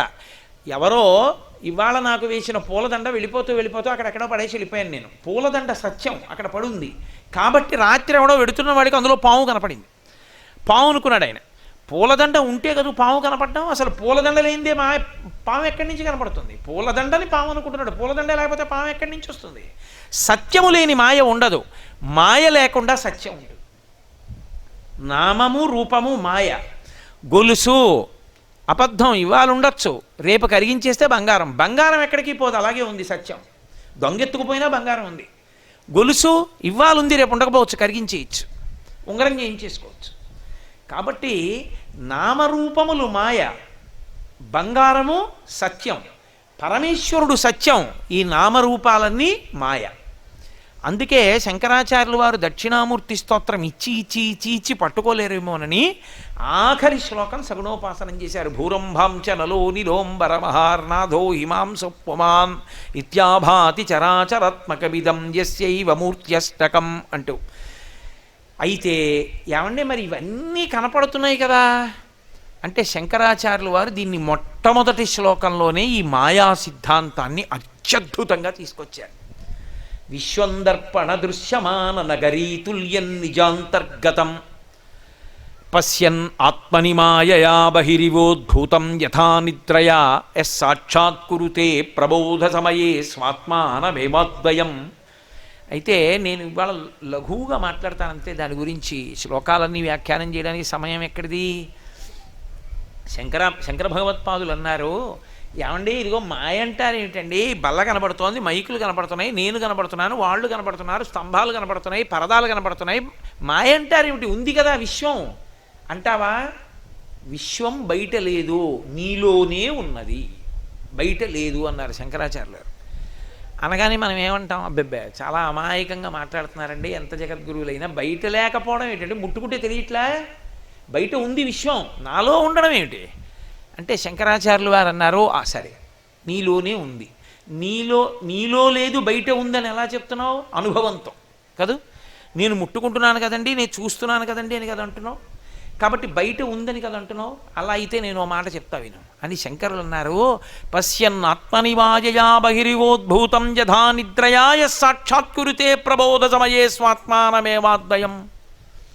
రాత్రి నేను నిద్రపోతున్నప్పుడు కాశీపట్టణం వెళ్ళినట్టు, గంగానదిలో స్నానం చేసినట్టు, ఆ గంగ ఒడ్డును నిలబడ్డట్టు, చంద్రశేఖరేంద్ర సరస్వతి స్వామివారు, భారతీ తీర్థస్వామివారు వచ్చి స్నానం చేస్తున్నట్టు, వాళ్ళు సత్యదండాలు ముంచుతున్నట్టు, నేను వాళ్ళని చూసి మురిసిపోతున్నట్టు, నేను వాళ్లతో పాటుగా శివాలయంలోకి వెళ్ళినట్టు, రుద్రం జరుగుతుంటే అభిషేకం చేస్తున్నట్లు నాకు కల్లో కనపడుతుంటే ఆనందంతో పొంగిపోతున్నాను. ఇంతలో ఏదో చప్పుడు అయింది, తెలివి వచ్చింది. ఏది కాశీ, ఏది స్వాములేరి, శివలింగం ఏది? పోయింది. ఇప్పుడు బయటికి వచ్చేటప్పటికే ఉంది, నేను నా మంచం నా గది ఉన్నాయి. మరి కలలో నీకు కనపడింది కూడా అనుభవాన్ని ఇచ్చిందా లేదా? సంతోషపడ్డావా లేదా కాశీలో ఉన్నానని? మరి అనుభవాన్ని ఇచ్చింది నిజమైతే నీకు కలలో అనుభవాన్ని ఇచ్చిన కలలో కాశీ ఏది? ఉన్నావా కల్లో? లేదుగా. తెలివి వస్తే పోయిందిగా. తెలివిలో ఉన్నప్పుడు నీకు కనపడుతున్నది నిద్రలో కల్లో ఉందా? లేదుగా. ఎక్కడో నువ్వు ఒక్కడివి వెడుతున్నట్టు, నిన్నెవరో పట్టుకుని తీసుకెళ్ళి గుంజ కట్టేసి కొరడాలతో కొడుతున్నట్టు, ఒళ్ళంతా పగిలిపోతున్నట్టు, భయపడిపోతున్నట్టు అనిపించింది. ఒక్కసారి తెలివి వచ్చేసింది. అమ్మయ్యా, ఎవ్వడూ లేడురా బాబు, నన్ను కొట్టట్లేదు, ఉత్తినే భయపడిపోయాను, మంచినీళ్ళు తాగి గోయిందా గోయిందా గోయిందా అని పడుకున్నాడు. మరి కలలో ఉన్నది మెలకువలో లేదు, మెలకువలో ఉన్నవి కలలో లేవు. ఆ అవస్థలో ఉన్నది అనుభూతినిచ్చింది, ఈ అవస్థలో ఉన్నది అనుభూతినిచ్చింది. అనుభూతి ఇచ్చిందంతా సత్యమైతే మరి కలలో ఉన్నది సత్యమే. మరి అలాంటప్పుడు కలలో ఉన్నది సత్యం కాకపోతే ఇది సత్యం కాదు. ఏం చెప్తారు శంకరాచార్యుల వారికి? ఆ తర్వాత శ్లోక వ్యాఖ్యానం వేరనుకోండి, దాన్ని వింటే అమ్మ బాబోయ్ అసలు ఎవరు చెప్పగలరా ఇలా అనిపిస్తుంది. నిజం, జగత్ ఇక్కడ ఉంటుంది, బయట ఉండదు. మా ఇంట్లో అకస్మాత్తుగా ఇప్పుడు మా ఆవిడ ఫోన్ చేసి, ఏమండి ఏమండి చాలా ఉపద్రవం వచ్చేసింది, చాలా పెద్ద ఒక ఆయన వచ్చారండి, ఆయన మహానుభావుడు పాపం, ఒక్కసారి రమణాశ్రమ లేఖలు పుస్తకం కావాలంటున్నారు, ఎక్కడ పెట్టారండి ఆ పుస్తకం అని అడిగింది అనుకోండి. రమణాశ్రమ లేఖలా చూడు, నా షెల్ఫ్లో కుడి చేతి వైపు కింది ఎర్రలో పుస్తకాల్లోనూ 4వ పుస్తకంలో RL అని పెన్తో రాసి ఉంటుంది చూడు, కనపడేటట్టు రమణాశ్రమ లేఖలు అని లావుగా ఉంటుంది పుస్తకం. ఈ ఎడం చేతి కుడి చేతి పక్క కింద అరలో ఉంటాయి చూడు, RL కనపడింది అంటుంది. అది ఆ పుస్తకం అదే రమణాశ్రమ లేఖలు. అవునా? అవునండి అదే. రమణాశ్రమ లేఖల పుస్తకం మా ఇంటి గూట్లో ఉందా, నాలో ఉందా? నాలో ఉంది. అద్దంలో నగరం ఉన్నట్టు జగత్తు నీలో ఉంది. జగత్తు నీలో ఎంత ఉంటే అంత మాయ. అది ఆ మాయకి నామరూపాలకి కట్టుబడిపోయినంత కాలం పునర్జన్మ. సత్యమైన బంగారము తెలిసినట్టు నామరూపాలు తీసేస్తే ఉన్నదంతా బ్రహ్మమే. బ్రహ్మసత్యం జగన్మిథ్య. ఇది శంకర భగవత్పాదుల సిద్ధాంతానికి అంతటికీ కూడా ప్రాణప్రదమైనటువంటి సిద్ధాంతం. కాబట్టి అది అవగతమైతే వాడికి కైవల్యం. ఇక వాడికి అంతటా కనపడుతున్నది సత్యమే కాబట్టి బ్రహ్మం ఒక్కదాన్నే చూస్తున్నాడు, ఉన్నది అదొక్కటే. ఈ శరీరాన్ని కేవలంగా అద్దె ఇంట్లో ఉన్నట్టుగా ఉంటాడు, అది పడిపోతుంటే వదిలేస్తాడు. ఆయనని జీవన్ముక్తుడు అంటారు. అటువంటి స్థితిని కల్పించగలను. మాయని చంపేశాడు అనుకోండి, అందరూ జ్ఞానులైపోతారు, ఎవరు సాధన చేయక్కర్లా. సాధన చేత భక్తి చేత భగవన్మార్గంలో ఎవరు నడుస్తారో వాళ్ళని మాయ పట్టుకోకుండా పరమేశ్వరుడు తొక్కిపెట్టి ఉంచుతాడు. వాడు ఆయన చేత తొక్కబడి ఆయన వంక చూసి నవ్వుతుంటాడు, చిన్ముద్రకి అందుతాడు. ఎవరు ఈశ్వరుణ్ణి ఆరాధించాడో, ఎవరు ఆయన పాదాలు పట్టుకున్నాడో వాడికి ఆ జ్ఞానం ఇస్తాడు. ఇచ్చినప్పుడు చిన్ముద్ర అర్థం అవుతుంది. చిన్ముద్ర అర్థమైందంటే ఒకటే, 3 మీద తిరుగుతుంటుంది. అందుకే త్రిపుర సుందరి త్రిపుర సుందరి అంటారు అమ్మవారిని. త్రిపురాంతకుడు త్రిపురాంతకుడు అంటారు పరమశివుణ్ణి. త్రిపుర సుందరి అంటే 3టిలో తిప్పుతుంది, భూత భవిష్యత్ వర్తమాన కాలములు. చిన్నతనంలో నేను చదువుకునే రోజుల్లోనండి అని మురిసిపోతాడు. ఇప్పుడు జరుగుతున్న కాలాన్ని చూసుకు మురిసిపోతాడు. బహుశా ఓ 3 ఏళ్ళు పోయేటప్పటికి నా కొడుక్కి కూడా పిల్లలు పుడతారు. అప్పుడు ఆ మనవలు ఈ మనవలు కలిసి నేను ఉపన్యాసం చెప్తుంటే వాడు అక్కడి నుంచి తాత అని అరుస్తాడు, నేను ఇలా అనాలి అని మురిసిపోతూ ఉంటాడు. భవిష్యత్తు గురించి తలుచుకు మురిసిపోతాడు. 3 కాలములలో తిరుగుతూ ఉంటాడు. స్థూల సూక్ష్మ కారణ శరీరములలో తిరుగుతూ ఉంటాడు. జాగ్రత్త స్వప్న సుషుప్తి అన్న 3 అవస్థల్లో తిరుగుతాడు. 4వ దానికి ఎక్కనంత కాలం, బతికున్నంత కాలం ఈ 3లోనే తిరుగుతాడు. 4వ దానిలోకి వెళ్ళడానికి ఈ 3 దాటాలి. దాటలేదనుకోండి 3 ఉంటాడు. జాగ్రత్త ఇంద్రియములు పనిచేస్తాయి, స్వప్న ఇంద్రియములు ఆగిపోయి మనసు పనిచేస్తుంది, సుషుప్తి మనసు కూడా ఆత్మలోకి వెళ్ళిపోతుంది. మళ్ళీ మనసు పైకి వస్తుంది, ఇంద్రియాలు వస్తాయి, మళ్ళీ జాగ్రత్త, జాగ్రత్త స్వప్న సుషుప్తి భూత భవిష్యత్ వర్తమాన కాలములు అంటే ఇలా ఈ మూడు మూడు మూడు తిరుగుతుంటే త్రిపుర సుందరి మాయ ఎందు తిరుగుతున్నాడని గుర్తు. నాలుగవది ఉంటుంది తురీయము. అప్పుడు తాను నిద్రపోడు. రమణ మహర్షిని అడిగారు ఎవరో, రాత్రి బాగా నిద్ర పట్టిందా మీకు అని అడిగారు. ఓ ఈ శరీరం బాగా నిద్రపోయిందన్నారు. మరి మీరు, నాకు నిద్ర లేదన్నారు ఆయన. ఆత్మకి నిద్ర లేదు, అది ఎప్పుడూ జాగ్రత్త. తాను ఆత్మగా నిలబడగలిగిన ప్రజ్ఞ వస్తుంది. అలా నిలబడగలిగిన ప్రజ్ఞ వస్తే ఈ మూడిటికి తాను సాక్ష్యమై ఇంతకాలం వేరుగా చెప్పినది బ్రహ్మముతో కలుస్తుంది. ఇప్పుడు ఈ జీవుడు జీవుడు అన్నవాడు జీవుడు కాడు, బ్రహ్మమే. జీవ బ్రహ్మైక్య సిద్ధిని పొందుతాడు. అది నేను ఇవ్వగలను. రోజు నా దగ్గరికి వచ్చి కూర్చుని ఎవరు దక్షిణామూర్తి స్తోత్రం చదువుతున్నారో వాడికి ఎప్పుడో అప్పుడు ఇచ్చేస్తా, అథవా వాడి ప్రాణం పోయే సమయంలో ఆఖరి ఊపిరిలోనైనా ఇచ్చేస్తాను, ఇచ్చేసి కలిపేసుకుంటాను. అది చిన్ముద్ర. ఈ చిన్ముద్ర అర్థమైందా? నాలుగవది దూరం చేసేది వంగిపోయి బ్రహ్మంతో కలిసిపోతుంది. అప్పుడు ఈ మూడిటికి తాను సాక్షి, ఈ మూడిటితో తాను మమేకమవడం. మాయని దాటాడు. ఆ మాయ ఇప్పుడు ఆయన మీద అన్వయం అవ్వదు. ఎందుకంటే ఆ మాయని శివుడు కాలు కింద పెట్టి తొక్కి పట్టు ఉంచాడు. చంపేయకూడదు. ఎందుకని? అజ్ఞానంలో ఉండి భగవంతుణ్ణి విడిచిపెట్టి మాకు భోగాలు కావాలని తిరుగుతారు కొంతమంది. మాకు జాగ్రత్త స్వప్న సుషుప్తి తిరగడం బాగుంది, భూత భవిష్యత్ వర్తమాన కాలాలు బాగున్నాయి, స్థూల సూక్ష్మ కారణ శరీరాలు బాగున్నాయి అని తిరిగే వాళ్ళు ఉంటారు. ఆ తిరిగే వాళ్ళని తిరగనివ్వాలి. అందుకని మాయ వాళ్ళ కోసం అందుకే చంపడు, తొక్కి పట్టు ఉంచుతాడంతే. ఆయన నవ్వుతూ ఉంటాడు, నేను ఎవరి మీద పడాలో వాళ్ళ మీద పడతాను, చాలామంది ఉన్నారు నాకు, ఒక్కడిని నువ్వు అనుగ్రహించావు, అనుగ్రహించు అని. అందుకే తొక్కి పడితే వాడు తలెత్తి నవ్వుతూ ఉంటాడు. మీరు చూడండి, అందుకే అపస్మారుడు అంటారు. మాయా దాన్ని తొక్కి పడతాడు. ఇంకొక అర్థం ఏమిటో తెలుసా? మనసు బుద్ధి దేన్నైనా పట్టుకుంటాయి. మనసు బుద్ధి దేని చేత ప్రకాశిస్తున్నాయో ఆ ఏది ప్రకాశింపచేస్తోందో ఆ ఆత్మని పట్టుకోలేవు. నేను మీకు ఒక ఉదాహరణ చెప్పాలంటే బాగా అర్థమైపోవడానికి, పట్టుకోవడము అన్న మాటలో మూడు ఉంటాయి. ఇప్పుడు ఓ పాలగిన్నె, పటకార, నా చెయ్యి ఉంటే కదా పట్టుకోవడం. ఆ పాలగిన్నెని పట్టుకోవాలి పటకారతోటి. ఇప్పుడు నేను పటకారతో పాలగిన్నె పట్టుకున్నాను. ఎప్పుడైనా పటకార అన్న మాటకు అర్థం ఏంటంటే నా చేత పట్టబడునది అని అర్థం తప్ప నన్ను పట్టుకున్నది అని మాత్రం అర్థం కాదు. పటకార నన్ను ఎప్పుడూ పట్టుకోలేదు, నేను పటకారని ఎప్పుడూ పట్టుకుంటాను. నా చేత పట్టబడుతుంది కాబట్టి పటకార. అలాగే ఆత్మ యొక్క కాంతి చేత మనసు పనిచేస్తుంటుంది. మనసు ఆత్మని తెలుసుకోలేదు కానీ దానికి ఒక లక్షణం ఉంది. తెలుసుకుందామని వెనక్కి వెళ్ళింది అనుకోండి, ఆత్మ యందు లయం అయిపోయి ఆత్మగా మిగిలిపోతాడు అంతే. అప్పుడు ఇంకా సుఖదుఖాలు ఉండవు.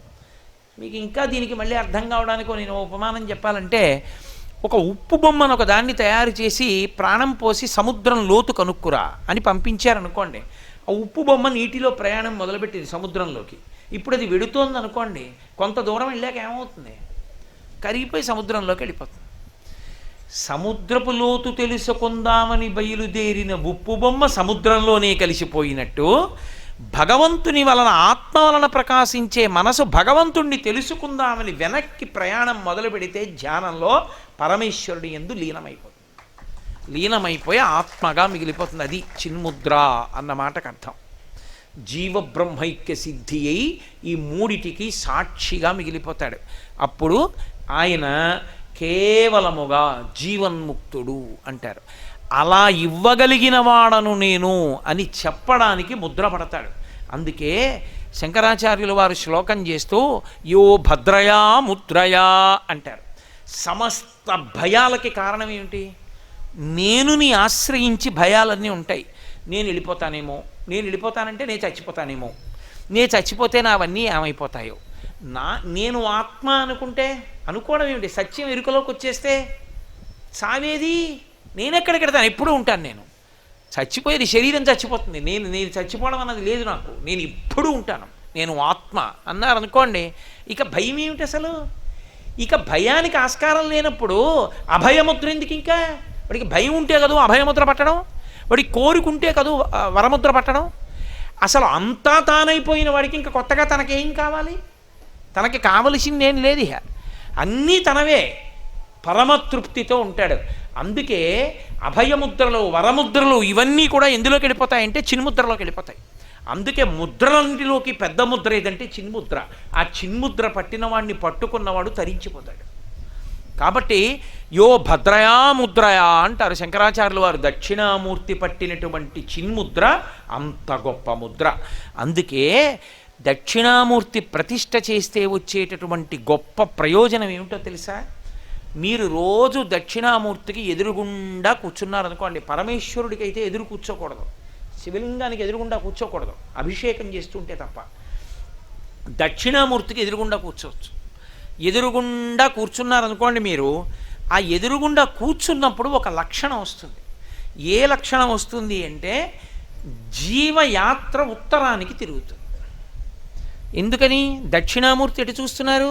దక్షిణాభిముఖామూర్తి యస్యసౌ దక్షిణామూర్తి అని కదా. దక్షిణాన్ని ఆయన చూస్తున్నారు. ఇప్పుడు రేపు ప్రతిష్ఠ చేస్తే ఆయన దక్షిణాన్ని చూస్తారు. మీరు ఆయన ఎదురుగుండా కూర్చుంటే మీరు ఎటు చూస్తారు? ఉత్తరాన్ని చూస్తారు. మన జీవయాత్రలో దక్షిణానికే వెడుతుంది ప్రయాణం. ఒకరోజు మీరు ఎప్పుడైనా గాలి వచ్చినప్పుడు చూడండి, వర్షం వచ్చే ముందు గాలి వస్తుంది. గాలి అది తుఫాను గాలి అయితే అన్ని వైపులకి వస్తుంది. అప్పుడు చెట్లు ఊగిపోయి కొమ్మలు విరిగిపోతాయి, ఎటు ఊగాలో తెలియక. వర్షం వచ్చే ముందు గాలి ఒకవైపుకే వేస్తుంది. వేస్తే చెట్లన్నీ అటే వంగుతాయి, అన్ని చెట్లు అటు వంగుతాయి, ధూళంతా ఒకవైపు నుంచి ఒకవైపుకి ఎగురుతుంది. అలా యోగదృష్టితో చూస్తే జీవులందరూ వెళ్ళిపోతుంటారు ప్రయాణం. చిన్న చిన్న చిన్న చిన్న దివ్యల్లాగా చిన్న చిన్న దీపాలు వెలిగినట్టు వెలుగుతూ వెళ్ళిపోతుంటారు. అందరూ కాలంలో ఎలా వెళ్ళిపోతూ ఉంటారంటే ఈ కాలం నడుస్తుంటే. అందుకే పోతన గారు భాగవతంలో అంటారు కాలంబు గతి అంటారు, పరమేశ్వరుడి నడక. అందులో వెళ్ళిపోతూ ఈ జీవులన్నీ దీపాలు, కొన్ని కోట్ల దీపాలు వెళ్ళినట్టు వెళ్ళిపోతుంటారు. ఇవన్నీ ఎటు పెడతాయంటే అన్నీ దక్షిణానికి వెళ్ళిపోతాయి, అన్నీ దక్షిణ దిక్కుకు ఎడతాయి. ఎందుకు ఎడతాయంటే పాపపుణ్యాలు చేసి అక్కడికి వెళ్ళి భూమిలో కలిసిపోయి మళ్ళీ ఎక్కడో దీపం కింద పుడతాడు. పుట్టి కొంతకాలం ఉండి మళ్ళీ అలా దక్షిణ దిక్కుకు వెళ్ళిపోతాడు, శ్మశానంలోకి వెళ్ళిపోతుంటుంది శరీరం. ఎవడు ఏ దీపం నేను వెళ్ళనని ఉత్తరానికి తిరిగిందో ఆ దీపం ఇక అందులోకి శరీరం పెడుతుంది, ఇక ఆ దీపం మళ్ళీ పుట్టదిహ. అలా తిరగాలంటే ఉత్తరానికి ఎవరి ముందు కూర్చుంటే తిరుగుతుందో తెలుసా? ఒక్క దక్షిణామూర్తి ముందే. దక్షిణామూర్తి ముందు కూర్చుంటే ఆయన దక్షిణాన్ని చూస్తాడు, మృత్యువుని చంపుతాడు, కాబట్టి ఆయనకి భయం లేదు. మనం ఉత్తరం తిరిగి మృత్యుంజయుడిని చూస్తున్నాం, చూపు మృత్యుంజయుడి మీద ఉంది కాబట్టి ఉత్తరానికి తిరిగితే పవిత్రం అని గుర్తు. ఉత్తర దిక్కు ఉత్తమ దిక్కు. కారణం ఏమంటే పరమశివుడు ఉంటాడు కైలాస పర్వతం మీద, కుబేరుడు ఉంటాడు. అందుకే కదా మంగళానికి బీరువాలన్నీ ఉత్తర దిక్కుకి తిప్పి పెట్టుకుంటూ ఉంటారు. కాబట్టి ఆ ఉత్తరం వైపుకి తిరిగింది పవిత్రం. కాశీగంగా కాశీగంగా అంటుంటారు. భారతదేశంలో గంగ ఎన్ని చోట్ల లేదండి? హరిద్వార్లో గంగే, కాశీలో గంగే, ఎన్నో చోట్ల గంగ ఉంది. అన్ని చోట్ల గంగ కన్నా కాశీ గంగ అండి, కాశీ గంగ అండి అంటారు. కాశీ గంగ అని ఎందుకు వచ్చింది? ఒక్కటే కారణం, పైన పుట్టినటువంటి గంగ దక్షిణం వైపుకి ప్రవాహం మొదలుపెట్టింది. ఒక్క కాశీపట్టణం దగ్గరికి వచ్చేటప్పటికి తన ప్రవాహాన్ని ఉత్తరానికి తిరిగింది. ఉత్తరానికి ఎక్కడ తిరిగిందో ఆ కాశీ పుణ్యక్షేత్రం, ఆ గంగా స్నానం పవిత్రం. ఎందుకో తెలుసా? మనం కూడా దక్షిణామూర్తి వైపుకి తిరిగి ఉత్తరానికి తిరగాలి. మనం కూడా ఉత్తరానికి తిరిగాము అంటే గుర్తు ఏమిటంటే దక్షిణామూర్తి ముందు కూర్చుంటే దక్షిణామూర్తి స్తోత్రం చదవడం అలవాటు చేసుకుంటే క్రమంగా ఆయన ఏం చేస్తాడంటే తన చిన్ముద్రలోకి లాగేసుకుంటాడు. అది ఎప్పుడు అనుగ్రహిస్తాడు? ఎవ్వరికీ తెలియదు. శరీరం పడిపోయే ముందు అనుగ్రహించేయచ్చు. అనుగ్రహించి ఇక ఆ దీపం ఇలా వెళ్ళిపోతున్నది దక్షిణానికి, అకస్మాత్తుగా ఉత్తరానికి తిరిగి వెళ్ళిపోతుంది. అన్ని దీపాలు ఇటెడితే ఆ ఒక్క దీపమే ఉత్తరానికి ఎడుతుంది. వెళ్ళి ఎక్కడికి వెళ్ళిపోతుంది? అది అన్నీ చివరికి వెళ్ళిపోతాయి శ్మశానానికి. ఇది ఆ చివరికి వెళ్ళిపోయి మృత్యుంజయ స్థానమునందు పరమశివుని యందు ఐక్యమైపోతుంది. ఐక్యమైపోయింది కాబట్టి ఇక పుట్టదు. అది శరీరం వెళ్ళిపోతుంది శ్మశానానికి, జీవుడు పుట్టడు, బ్రహ్మముతో కలిసిపోతాడు. అలా చెయ్యగలిగింది ఎప్పుడంటే ఆయన దక్షిణాన్నే తప్ప ఇంకొక దిక్కు చూడట. అసలు దక్షిణామూర్తి ఉన్నారనుకోండి, ఆ దిక్కు ఏమిటంటే అని మీరు అడగకూడదు ఇంకా. అందుకే శివాలయంలో గోడలో దక్షిణామూర్తి ఉన్నాడు అంటే అది దక్షిణము. దిక్కులు తెలియకపోతే దిగ్భ్రాంతి అంటారు. దిగ్భ్రాంతి ఎక్కడ వస్తుందో తెలుసా? ఇంకో ఊరు ఎడితే వస్తుంది. నేను ఇంకో ఊరు ఎక్కడికన్నా వెళ్ళాను అనుకోండి, ఏ తెల్లవారకట్టో రైలు దిగితే నేను మొదట అడిగే ప్రశ్న ఏమిటంటే ఆ ఊరు వాళ్ళని, బాబు తూర్పు పెట్టని అడుగుతా నేను వెళ్ళిన ప్రదేశానికి. ఎందుకంటే తెల్లవారుజామున సంధ్యావందనం చేసుకోవడానికి దక్షిణానికి కూర్చుంటే అలా తప్పు, తూర్పు పెట్టో తెలుసుకోవాలి. అందుకని మర్నాడు తెల్లవారే వరకు చూస్తే అందుకని తూర్పు పెట్టండి అని అడుగుతుంటాను ఒకసారి. దిగ్భ్రాంతి అదేంటంటే రామాయణం చెప్పడానికి వచ్చారు, మూకపంచరి చెప్పడానికి వచ్చారు, మీకు పెద్ద విడిదిచ్చాను తూర్పే తెలియదా అంటే నన్ను తెలియదంటే దిగ్భ్రాంతి తెలియదు. శివాలయంలో దిగ్భ్రాంతి ఉండదు. ఎందుకు ఉండదో తెలుసా? 2 కారణాల వల్ల ఉండదు. ఒకటి, మీరు శివాలయంలోకి వెళ్ళినప్పుడు శివాలయంలో పానవట్టం ఎటుందో అది ఉత్తరం. శివుడి ముఖం ఎటు చూడనివ్వండి, పానవట్టం మాత్రం ఉత్తరానికే ఉంటుంది. దక్షిణామూర్తి గోడలో ఎటున్నారో అది దక్షిణం. మీకు ఉత్తరం దక్షిణం తెలిసిపోతే తూర్పు పడవరా తెలియవండి, తెలిసిపోతాయి. ఇంకా దిగ్భ్రాంతిని ఒక దిక్కు తెలిస్తే చాలు 3 తెలుస్తాయి. కాబట్టి దిగ్భ్రాంతి పోతుంది, భ్రాంతి పోతుంది, మాయ పోతుంది. అందుకే నిధయే సర్వ విద్యానాం. ఏమంటే ఇంతేనా ఇంకేమి ఇవ్వడా అనుకోకండి. ఆయన నిధయే సర్వ విద్యానాం, సమస్త విద్యలు ఆయన యందే ఉంటాయి. నాట్యం కావాలా ఆయనే, వీణ కావాలా ఆయనే. అందుకే శ్రీశైలం ప్రారంభంలోనే వీణ వాయిస్తూ ఉంటారు. సంగీతం కావాలంటే ఆయనే, నృత్యం కావాలంటే ఆయనే, అపారమైన పండితుడు కావాలంటే ఆయనే, గొప్ప యోగి కావాలంటే ఆయనే. అసలు మీకు ఇంకా నేను గమ్మత్తు చెప్పాలంటే, పెళ్ళి కాక ముందు కానీ పెళ్ళైన తర్వాత కానీ ఎవరైనా ఆడదానికి రోజు దక్షిణామూర్తిని సేవించే లక్షణం ఉంటే ఆవిడ కడుపున జగద్గురువులు పుట్టినా ఆశ్చర్యం లేదు. శృంగేరి పీఠాధిపత్యం వహిస్తున్నటువంటి భారతీ తీర్థస్వామి వారు వాళ్ళ అమ్మగారి కడుపుని ఎందుకు పుట్టారో తెలుసా? ఒకసారి నేను శృంగేరి వెళ్ళినప్పుడు హరిప్రసాద్ గారు నన్ను భారతీ తీర్థస్వామి వారి అమ్మగారి దగ్గరికి తీసుకెళ్ళారు. ఆ మహాతల్లి ఎంత ప్రేమైకమూర్తో నిజంగా. ఆవిడ జగద్గురువులకు తల్లి. ఆవిడ నా క్యాసెట్లు వింటుంటారట. అంతకన్నా నా జన్మకి ఇంకేం కావాలి సౌభాగ్యం. ఆవిడ నాతో మాట్లాడుతుంటే నేనన్నా, అమ్మ ఒక్క మాట చెప్పండి చాలు, జగద్గురువులు మీ కడుపున పుట్టారంటే ఏదో ఉంది పుణ్యం. మీకు తెలిసి ఏం చేశారమ్మా? ఇది కారణం బహుశः. అంటే శృంగేరికి పీఠాధిపత్యంలో కూర్చోవడం అంటే మాటలండి, అది సార్వభౌమ పీఠం. అపరశంకరాచార్యుల వారు నడిచే శారద మాటల. ఎలా ఏ కారణానికి మీ కడుపున ఆయన పుట్టారని మీరు అనుకుంటున్నారమ్మా అన్నాను. అబ్బా నాన్న నాకేం తెలుసు నాన్న, నేనేం చేశాను నాన్న, అది ఇది అన్నారు. కాదమ్మా, మీకు తెలియకుండా ఉండదు, ఏదో ఉంది పుణ్యం. ఏ పుణ్యానికి మీకు అటువంటి కొడుకు పుట్టాడో దయచేసి నాకు చెప్పండి తల్లి అని అడిగాను. అడిగితే ఆవిడ నిజం చెప్పారు. నిజం చెప్పారంటే ఆవిడ అబద్ధం చెప్తారని నా ఉద్దేశ్యం కాదు, నాకు అవగతం చేశారు అని. ఆవిడ చెప్పారు, నాయన నాకు తెలిసో తెలియకో నా చిన్నతనంలో మా నాన్నగారు కోటప్పకొండ ఎక్కేవారు రోజు దక్షిణామూర్తి దర్శనానికి. మా నాన్నగారితో పాటు పరిగెత్తుకుంటూ కోటప్పకొండ ఎక్కి దక్షిణామూర్తికి నమస్కారం పెట్టి వచ్చేదాన్ని. రోజు కోటప్పకొండెక్కి దక్షిణామూర్తికి నమస్కారం పెట్టిన పుణ్యానికి నా కడుపున భారతీ తీర్థస్వామి వారు పుట్టారు నాయన అని చెప్పారు ఆవిడ. అసలు భారతీ తీర్థస్వామి వారు పుట్టిన జనన కారణం పుస్తకాలలో ఉన్నదానికన్నా నేను నమ్మే యథార్థ కారణం అదే. అందుకు పుట్టారైన, అందుకొచ్చింది ఆ తేజస్సు ఆవిడ కడుపులోకి. కాబట్టి దక్షిణామూర్తి దర్శనం అంటే అంత గొప్పది. ఆయన దర్శనం చేస్తే సరస్వతీ కటాక్షం దగ్గర నుంచి లేనిదన్నది ఉండదు, ఏదైనా ఇచ్చేస్తాడు ఆయన. అంతటి పరబ్రహ్మం మీకేమి ఇవ్వలేదండి. ఇంకా ఏ లౌకికమైన కోర్కెల దగ్గర నుంచి మోక్షం వరకు ఇవ్వగలడు. కరతలామలకము, చేతిలో ఉసిరికై. అందుకే మహానుభావుడు నిధయే సర్వ విద్యానాం భిషజే భవరోగిణాం. ఆయన వైద్యుడు. ఎవరికి? మళ్ళీ పుట్టి మళ్ళీ చచ్చి, మళ్ళీ పుట్టి మళ్ళీ చచ్చేటటువంటి జనన మరణ చక్రముతో కూడుకున్నటువంటి సంసారం అనేటటువంటి రోగానికి వైద్యుడు ఆయనే. భిషజే భవరోగిణాం. ఆయనే నిధయే సర్వ విద్యానాం భిషజే భవరోగిణాం. ఆయన ఈ సమస్త లోకములకు కూడా గురువు ఆయనే. సదాశివ సమారంభాం అన్నప్పుడు గురుస్థానం ఎక్కడ ప్రారంభం అవుతుంది అంటే దక్షిణామూర్తి దగ్గరే ప్రారంభం అవుతుంది. నేను ఇలా కూర్చుంటే వీళ్ళు నా దగ్గరికి రావట్లేదని ఆయనే చెట్టు కింద నుంచి లేచాడు. ఒకప్పుడు లేచి ముక్త్వా మౌనం వట విటపినో మూలతో నిష్పతంతి శంభోర్మూర్తిశ్చరతి భువనే శంకరాచార్య రూప. కలియుగం వచ్చిందిరా, వీళ్ళు నా దగ్గరికి వచ్చి కూర్చోండ్రా అంటే కూర్చోట్లేదు, వీళ్ళను ఉద్ధరించడానికి నేనే బయలుదేరుతానన్నాడు కారుణ్యమూర్తి అయి. ఆ వటవృక్షాన్ని వదిలిపెట్టి బయలుదేరి తిరిగిన మూర్తి ఎవరో తెలుసా? ఆయనే శంకరాచార్యులు వారు.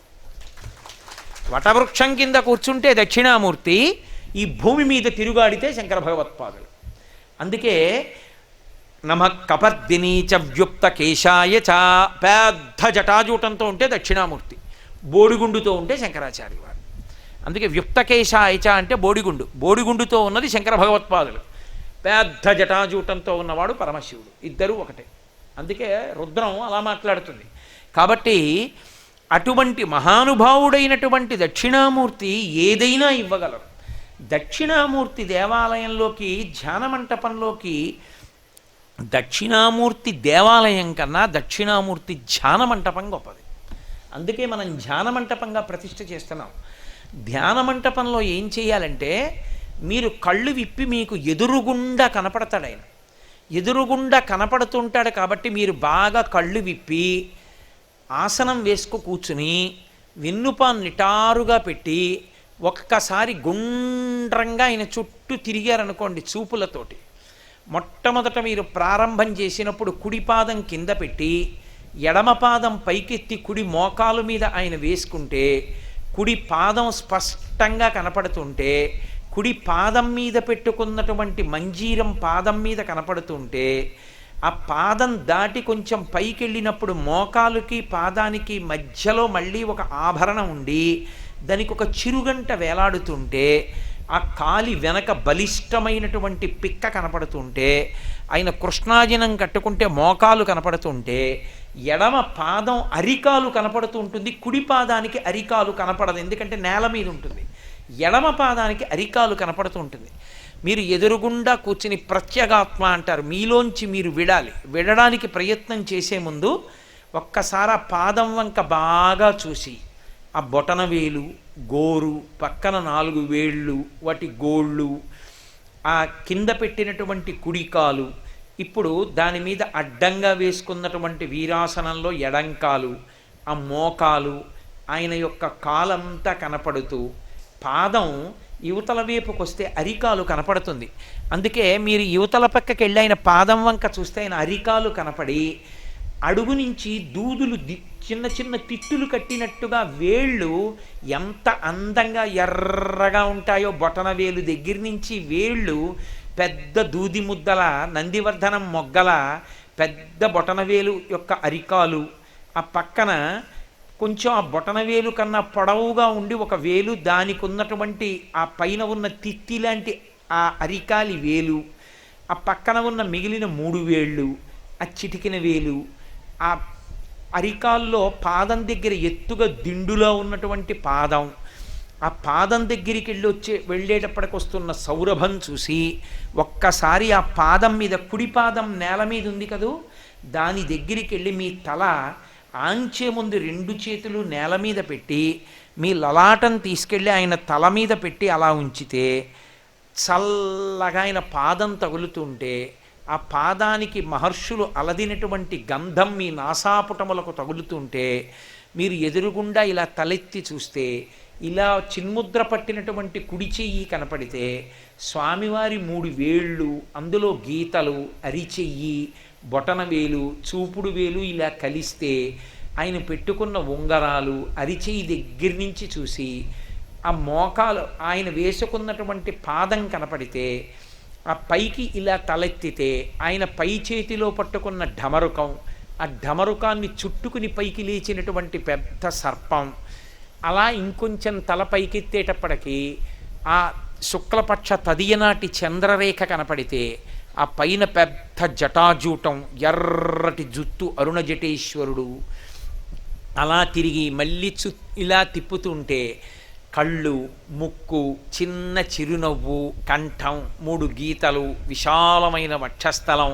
మెడలో వేసుకున్న స్ఫటికమాల, రుద్రాక్షమాల, పగడాలమాల, బొడ్డు, ఆయన చిన్ని బొజ్జ, తొడలు, పువ్వులు వేసినవి ఒళ్ళో పడినటువంటి పువ్వులు, ఆ తలమించి చూపు ఇటు తిప్పేటప్పటికీ ఎడంచేతి పై చేతిలో పట్టుకున్నటువంటి అగ్ని, ఆ అగ్ని మంట ఇలా పైకొస్తుంటే వెచ్చగా తగిలితే కొంచెం ఇలా కిందకి దిగేటప్పటికీ ఆ ఎడంచేతిలో పట్టుకున్నటువంటి వేద గ్రంథాలు, ఆ పుస్తకాల వంక పరమశివుడు ఇలా వేళ్ళు మూసి పట్టుకున్నప్పుడు ఆ వేళ్ల సోయగం, ముందుకి కనపడుతున్న ఉంగరం, ఆ వేళ్ల గోళ్ళు, ఆ ఇలా పట్టుకోవడంలో పైకి లేచి కనపడుతున్నటువంటి బొటనవేలు, ఆ బొటనవేలి గోరు చూసి అప్పుడు ఇలా కిందకొస్తే మళ్ళీ కుడిపాదం కనపడితే ఒక్కసారి బాహ్యంలో మీరు మూర్తి వంక అలా బాగా చూసి ఆయన పాదం కింద తొక్కిపి కుడిపాదం కింద ఉన్నటువంటి అపస్మారుణ్ణి చూసి ఇప్పుడు ప్రత్యేగాత్మగా మీరు వేరవుతూ కన్నులు మూసుకుని, ఇప్పుడు నేనేం ఎదురుగుండా దక్షిణామూర్తి విగ్రహం పెట్టుకు చెప్పానా, ప్రత్యేగాత్మగా విడి ఆ ధ్యాన మంటపంలో మీరు కూర్చుని మీకు అవకాశాన్ని ఇస్తుంది ధ్యాన మంటపం. కూర్చుని కళ్ళు మూసుకుని స్వామి పాదం వంక చూసి తలపెట్టి ఇలా పైకెత్తితే ఆ చిన్ముద్ర పట్టినటువంటి వేళ్ళు, పొడుగు వేళ్ళు పైకెత్తేటప్పటికి ఢమరకం, దానికి పట్టుకున్న సర్పం, జటాజూటం, ఇలా తిరిగేటప్పటికి అగ్నిహోత్రం, ఇలా కిందకు వచ్చేటప్పటికి కింది చేతిలో పుస్తకాలు, ఇలా వచ్చేటప్పటికి మళ్ళీ పాదం, ఆయన మోకాలు, యువతల వైపు అరికాలు కనపడుతున్నటువంటి పాదం, ఆయన ముఖమండలం, దీన్ని చేతిలో మానసికంగా నీరాజనం పట్టుకుని మీరు ఆ నీరాజనాన్ని తిప్పుతున్నప్పుడు ఆ వెలుతురులో స్పష్టంగా ఆపుతూ మీరు నీరాజనం తిప్పుతూ స్వామిని అంతటినీ చూసి ఒక్కసారి దక్షిణామూర్తి స్తోత్రం చదువుకుని వెళ్ళిపోయారనుకోండి, ఒక 30 రోజులు సాధన చేసేటప్పటికీ మీకు అసలు ఎదురుగుండా దక్షిణామూర్తి అవసరం లేకుండా మీరు ధ్యానం చేసేస్తారు. మీ మనస్సు వెనక్కి వెళ్ళిపోయి దక్షిణామూర్తి ఎందు నిలబడుతుంది. ఆయన పరమశాంత స్వరూపుడు. మీకు ఏం కావాలో అన్నీ విడుదలైపోతాయి. అది మీకు రోజు ఒకలా చేస్తుంటే పరిగెత్తేస్తోంది మనసు అని అనిపించింది అనుకోండి, మార్చేయాలి ధ్యానంలో. మీరు ఒక బంగారు పళ్ళెం పట్టుకొచ్చి ఆ కుడి పాదం కింద పెట్టాడు కదా స్వామి, ఒక్కసారి నీళ్లు పోసుకుంటాను అంటే ఆయన కుడి పాదం ఇలా పైకెత్తితే మీరు పళ్ళెం కింద పెట్టి దాంట్లో మల్లె పువ్వులు వేస్తే ఆయన పాదం కింద పెడితే మీ భార్య బంగారు చెంబుతో నీళ్లు పోస్తుంటే మీరు ఆయన పాదాన్ని ఇలా కడుగుతున్నారనుకోండి, కడుగుతుంటే ఆయన పాదం అంతా చేత్తో పట్టు కడిగి వెనక్కి చెయ్యి తగలదు కదూ, అందుకని నీళ్లు పోస్తుంటే వెనక్కి పోయివే అని ఆయన పంచె ఎడంచేత్తో ఎత్తి పట్టుకుని వెనక్కి ఇలా కడుగుతున్నారనుకోండి, కడుగుతుంటే వెనక ఎముక మెత్తటి పాదం వెనక భాగం మీ కుడి అరిచేతికి తగులుతుంటే కడిగి ఇప్పుడు 2 చేతులతో కడిగిన తర్వాత ఆ నీళ్లు మంచి వాసన వస్తుంటాయి. ఉద్ధరిణితో ఆ నీళ్లు తీసుకుని ఇలా కుడి చేతిలో పోసుకొని 3 మాటలు పుచ్చుకుని ఆ చెయ్యి కడుక్కొని పళ్ళెం తీసి పక్కన పెట్టి మళ్ళీ కింద పెట్టిన పాదాన్ని పొడి బట్టతో మెత్తటి బట్టతో తుడిచి భార్యని గంధం ఇమ్మని ఆ గంధపాత్ర తీసుకుని ముద్ద ఇలా తీసి చేతిలో ఇలా అని ఆయన పాదానికి చక్కగా గంధం రాశారనుకోండి, అది ఆరిపోయాక ఇలా పారాణి పెట్టి పైన 2 గీతలు పెట్టి మధ్యలో చుక్క పెట్టి కాసిని మల్లెపూలు ఓం నిధనపతయే నమః ఓం నిధనపతాంతికాయ నమః అని మీరు వేస్తుంటే ఆ మల్లెపువ్వు ఆయన పాదం మీద పడి పల్లం వైపుకు దొల్లిపోతోంది అనుకోండి, 1 2 పూలు నిలబడ్డాయి అనుకోండి, ఒక పువ్వు తీసి కళ్ళకద్దుకొని తలలో పెట్టుకుని వంగి ఆయన పాదానికి నమస్కారం చేశారనుకోండి, రోజు ఒకలా చేస్తే పరిగెడుతోందో అనుకున్న మనస్సుని 2వ రోజు మార్చేశారు. 1 నెల తర్వాత ఇంకో ప్రక్రియలోకి వెళ్ళిపోయారు. ఇలా మీరు ఎన్ని రకాలుగానైనా చేయొచ్చు. ఇందులో బాహ్యంలో ఏమీ లేకుండా చాలా తొందరగా దగ్గర కడతారు. ఎందుకో తెలుసా, శివస్వరూపంలో అపారమైన శక్తి విస్ఫోటనం అలా ఇచ్చేయగలిగింది ఏది అంటే దక్షిణామూర్తి ఒకటే. ఒకవేళ మీరు కళ్ళు మూసుకొని విడలేకపోతున్నానండి, అలా నాకు జ్ఞాపకం రావట్లేదు, ఏవేవో గుర్తొచ్చేస్తున్నాయి అన్నారనుకోండి, కళ్ళు తెరిచే మీరు ఆ పాదం పైకెత్తినట్టు, మీరు పళ్ళెం పెట్టినట్టు, మల్లెపూలలో పాదం పెట్టినట్టు, మీ భార్య పోస్తున్నట్లు, మీరు కడుగుతున్నట్లు ఊహ చేస్తూ ఉంటే మీరు మనస్సుతో చేస్తున్న రచన మానస పూజ అవుతుంది. మానస పూజ ధ్యానంలోకి తీసుకెళ్తుంది. తర్వాత నేను మీకు ఒక యథార్థం చెప్తున్నాను, నన్ను నమ్మండి. మీరు అలా చేయడం మొదలు పెట్టాలి తప్ప నేను ఇవాళ దక్షిణామూర్తి పాదం మీద చెయ్యి పెట్టి మీకు నిజం చెప్తున్నాను, మీరు కడిగిన నీళ్లు కైలాసంలో పరమశివుడి పాదం తడుపుతాయి. ఒక్కసారి ధ్యానం చాలు జీవితాన్ని గట్టెక్కించేస్తుంది. అంత గొప్పది. ఆ స్తోత్రాన్ని మౌనంగా చక్కగా మీరు లోపల చదువుకోవడం మొదలుపెట్టారనుకోండి, అష్టకం చదవడానికి ఎంతసేపు పడుతుందండి? ఒక్కొక్క శ్లోకం చదవడానికి నిమిషం పట్టినా 8 నిమిషాలు, 5 నిమిషాలు ధ్యానం, 15 నిమిషాలు భగవంతుడి ముందు కూర్చోవడం అలవాటు చేస్తే మీకు నేను ఒక పరమ సత్యం చెప్తున్నా. ఒకసారి ధ్యానం, అందులో ఉన్నటువంటి శాంతి రుచి మనసు పట్టేస్తే మీకు తెలియకుండానే మీరు రైల్లో వెడుతూ ఉండండి, మీరు ఎక్కడన్నా కూర్చోండి, మీకు తెలియకుండా మీరు దక్షిణామూర్తిని ధ్యానం చేసేసుకుంటారు. మీకు తెలియకుండా దక్షిణామూర్తి స్తోత్రం చదివేస్తుంటారు. మీకు అంగరక్ష. అది అలా వెనక్కి వెళ్ళిపోతే మీకు ప్రశాంతంగా ఉండడం అలవాటు అయిపోయింది అనుకోండి. ఆఖరికి ఇంజెక్షన్ చేస్తున్నప్పుడు కూడా, నేను ఎందుకు చెప్తున్నానంటే ఇంజెక్షన్ చేస్తున్నప్పుడు అన్న మాట ఎందుకు వాడానంటే, మీకు మనసు ఖేదపడేటటువంటి సమయంలో కూడా అలవాటైపోయి మనసు ఆదేశాన్ని బుచ్చుకుని వెనక్కి వెళ్ళిపోతుంది. వాడు ఇంజెక్షన్ చేస్తాడు, నీకెందుకే, నువ్వు దక్షిణామూర్తిని ధ్యానం చెయ్యి అనగానే విప్ అంటారు, ఆ కొరడా తీగానే వెనక్కి వెడుతుంది. వెళ్ళి చెయ్యి ఆయనకి ఇచ్చేసి దక్షిణామూర్తి పాదం పట్టుకొని ఆయన పాదాన్ని కడుగుతూ ఆ నీళ్లు లోపలికి పుచ్చుకుంటూ ఆ పాదానికి చందనం రాస్తూ మురిసిపోతుంటాడు. ఆయన అయిపోయిందండి దూది పట్టుకోండి అంటాడు. అప్పుడు మళ్ళీ పట్టుకుని ఇలా అంటాడు. నేను ఎందుకు చెప్పానంటే, ఒక సూది పట్టుకుని చేతిలో పొడుస్తున్నప్పుడు కూడా వెళ్ళిపోవడం అలవాటు అయిపోయింది అనుకోండి, ప్రాణోత్క్రమణ సమయంలో బాధ కలుగుతున్నప్పుడు కూడా వెళ్ళిపోవడానికి అది అలవాటు వెళ్ళిపోతుంది. ఏ బాధ ఉండదు. ఎవరో వచ్చి ఎదురుగుండా మాట్లాడుతున్నారు, చిరాగ్గా ఉంది, వినాలం లేదు, ఆయన అదే మాట్లాడుతున్నాడు, వెళ్ళిపోండి అని చెప్పడం కుదరదు. చాలా తేలిక మార్గం ఏమిటో తెలుసా? అంటూ ఉండు, నువ్వు వెళ్ళిపోయి నీలకంఠేశ్వర స్వామి దక్షిణామూర్తి ఆలయంలోకి ప్రవేశించి తదేకంగా దక్షిణామూర్తిని చూసుకుంటూ, ఆయన ముఖమండలాన్ని చూస్తూ, ఆయన చిరునవ్వు వంక చూస్తూ మురిసిపోతూ ఆనందపడిపోతుంది. ఇంకా మీకు సంతోషం కలిగిందనుకోండి, ఒక రోజున ఆయన జుత్తుకి సాంబ్రాణి పొగ ఇయ్యచ్చు. మీరు పళ్ళెల్లో పొగ తెచ్చి ఎర్రగా గంగాజలంతో చంద్రుడిలోంచి కారుతున్న అమృతంతో తడిసి ఉంటుంది కదూ, కాస్త ధూపం వేస్తే ఆయన జుట్టు పెద్ద జుట్టు కదూ, అందులోంచి పొగ దూరి పొగలు వస్తూ కనపడుతుంది. ఆ కపర్దీ అని ఆయన జటాజూటం ఎంత విచిత్రంగా ఉంటుందో, అంత పెద్ద కొప్పు, అందులోంచి బాగా జుత్తున్న పిల్లలకి అమ్మ ఇలా పట్టుకుని సాంబ్రాణి మీద పెడితే వాడి బుర్రలోంచి పొగొచ్చినట్టు ఆ పొగొస్తూ ఉంటే, ఆ పొగతో కూడుకున్న జటాజుటాన్ని మీరు మనసులో చూస్తూ పైకి ఎదురుగుండా మాట్లాడుతున్న వాడితో అలాగే అంటే వాడికి కాసేపటికి అర్థం అవుతుంది. ఏదో అని ఏం చేద్దామండి అంటాడు, అలా కాదు ఏం చేద్దామంటారు.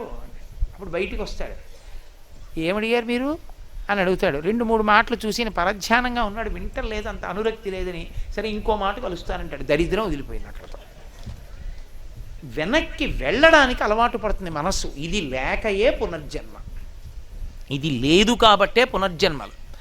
అది అలవాటు పడితే, మీరు నన్ను బాగా గుర్తుపెట్టుకోండి, నేను చెప్పిన మాట పరమసత్యం చెప్తున్నా, వెనక్కి వెళ్ళడం అలవాటైంది అంటే లేవిహ పునర్జన్మలు.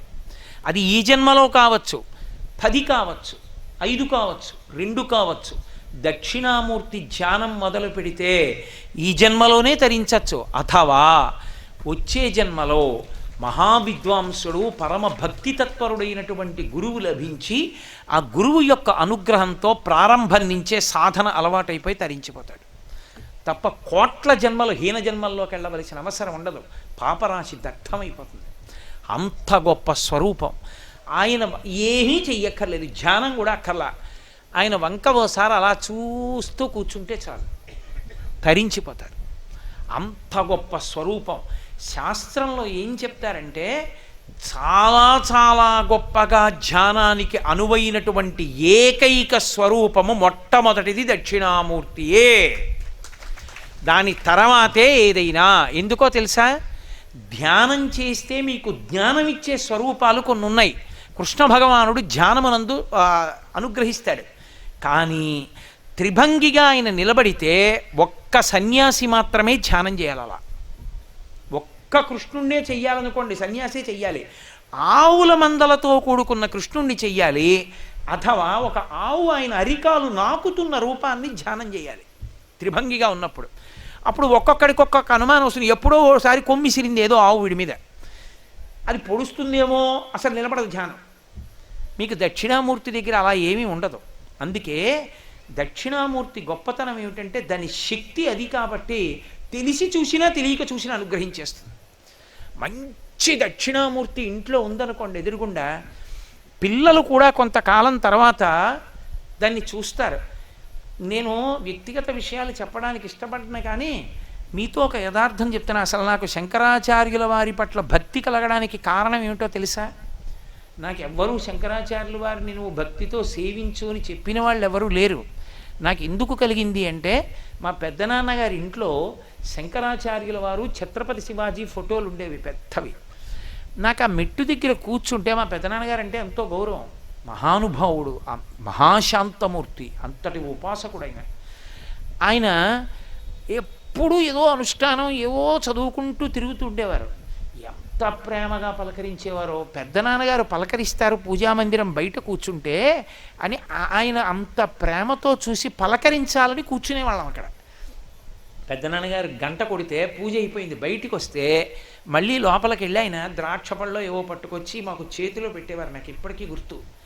పెట్టి పెద్ద పెద్ద అరిచేతులు పెట్టి, ఏరా నాన్న బాగా చదువుకుంటున్నావా, ఏం చూస్తున్నావు అనేవారు. తప్ప ఏరా అనడం కానీ, గట్టిగా మాట్లాడడం కానీ, నిందించడం కానీ నేను ఎప్పుడూ ఎరగను.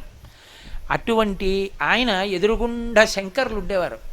ఏమిటి ఆ పులిబొమ్మ ఏమిటి, ఆ చర్మం ఏమిటి, ఆయన ఏమిటి, ఆ కళ్ళు ఏమిటి, ఎంత బాగుంటారో, ఎవరైనా ఎక్కడుంటారీనా అనిపించేది.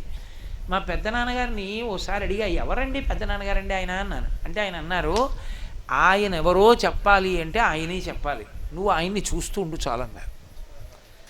ఆయన్నే చూస్తూ ఉండేవాడిని.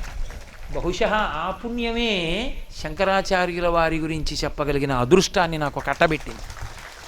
దక్షిణామూర్తి కూడా అంతే.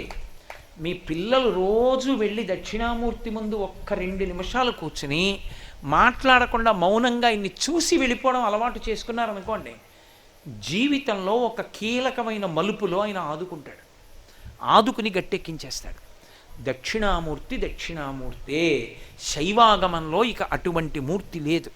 అంత గొప్ప మూర్తి. స్త్రీలు, పురుషులు, పిల్లలు అందరికీ అనువైన మూర్తి ఒక్క దక్షిణామూర్తియే. అటువంటి మహానుభావుడికి అధివాసాలు జరుగుతున్నాయంటే తేజస్సుని పుంజుకుంటున్నాడు. ఒక పక్క తేజస్సు పుంజుకుంటాడు, రెండవ పక్క దోషాలని వదిలిపెడతాడు. దోషం ఎక్కడిది? ఆయన మీదే కూర్చుని చెక్కుతారు ఉలిపెట్టి. ఆ ఉలిపెట్టి కొట్టిన దెబ్బలు, చెక్కినటువంటి దెబ్బలు, శిల్పి ఎక్కి కూర్చున్నప్పుడు పాదతాడనము, ఆయన్ని తీసుకొచ్చినప్పుడు, ఆయన్ని క్రేన్తో పట్టుకున్నప్పుడు ఈ దోషాలన్నీ పోగొట్టి సంపూర్ణ తేజస్సిద్ధ్యర్థం ప్రాణశక్తి ఆయన యందు నిలబడడానికి అధివాసం చేస్తారు. ఆ మంత్ర శబ్దం యొక్క శక్తి ఆ పదార్థంలోకి వెడుతుంది. ఆ పదార్థమునందు ఆయన అధివసించి ఉంటే అందులోంచి మూర్తి లాక్కుంటాడు. లాక్కుని అమ్మ కడుపులో పిల్లాడు ఏర్పడినట్టు ఏర్పడతాడు. ఇవాళ మహానుభావుడు జలాధివాసం చేశాడు. పొద్దున్న మంత్రపురస్సరంగా నీళ్లు పోశారు, తొట్లో ఉన్నాడు. ఇప్పుడు క్షీరాధివాసం చేయిస్తారు. శైవంలో ఆవు పాలతో శివుడు తడుస్తుండగా చూడడం అంటే మహద్భాగ్యం. జ్ఞానమంతా ఆవు పాలి. అందున దక్షిణామూర్తికి క్షీరాధివాసం జరగడం అంటే పరమాద్భుతం అన్నమాట. అది జన్మాంతరాల్లో తప్ప దొరకదు, అది అవకాశం కలగదలా. ఇది యథార్థానికి ఇవాళ సాయంకాలం అయిపోవాలి అగ్ని ప్రతిష్టాపన తర్వాత. మనకు వచ్చినటువంటి వైదిక బృందం పరమ నిష్ణాతులు, మహానుభావుడు. ఆయన ఎన్ని ప్రతిష్టలో చేసిన వ్యక్తి రామంగారు. అన్నిటినీ మించి చాలా భక్తి, చాలా వినయం ఉన్న వ్యక్తి. వారితో నేను ఒక మాట అన్నా, ఏమండి దక్షిణామూర్తి క్షీరాధివాసం అంటే అందరూ చూడలేరు కదా అన్ని వేళలా, ఉపన్యాసం అయిపోయాక చేస్తే పాపం అందరూ వచ్చి చూస్తారండి, చూసి తరిస్తారు, అందుకని ఉపన్యాసం అయిపోయే వరకు దాన్ని అట్టే పెట్టండి, అప్పుడు క్షీరాధివాసం చేయిద్దామన్నాను. కాబట్టి మీ అందరూ కూడా ఈ అవకాశాన్ని సద్వినియోగం చేసుకుని, నేను అందుకే వాచి చూసుకుని ఇవాళ తొందరగా ఉపన్యాసాన్ని పూర్తి చేస్తున్నాను. మనందరం ఇప్పుడు బయలుదేరి అక్కడికి వెడితే చక్కగా ఆ క్షీరాధివాసాన్ని చూద్దురు కానీ, అది చూసి బయలుదేరిదాం. రేపటి రోజున పుష్పాధివాసమా ధాన్యాధివాసమా? ధాన్యాధివాసం పుష్పాధివాసం రేపటి రోజున. కాబట్టి మీరు రేపు కూడా పువ్వులు తేగలిగిన వాళ్ళు ఎవరైనా ఉంటే పువ్వులు తెచ్చి ఇవ్వండి, ధాన్యం ఇవ్వగలిగిన వాళ్ళు ఉంటే ధాన్యం తెచ్చి ఇవ్వండి. అందులో పరమేశ్వరుణ్ణి అధివాసం చేయిస్తారు. కాబట్టి ఇవాళ ఉపన్యాసం అయిపోయాక కూడా చదువుదాం స్తోత్రం అన్నాను. స్తోత్రం అంతా చదివినటువంటి ఫలితానికి ఒక్క శ్లోకాన్ని చదివి పూర్తి చేద్దాం. నేను ఎందుకు చదివించట్లేదంటే మీకు బాగా వచ్చేసింది అనుకుంటున్నాను నేను, ఇంకా మళ్ళీ చదివించడం ఎందుకు అని చదివించట్లేదు. లేదు ఇంకొక మాట చదవాలని కోరుకుందా?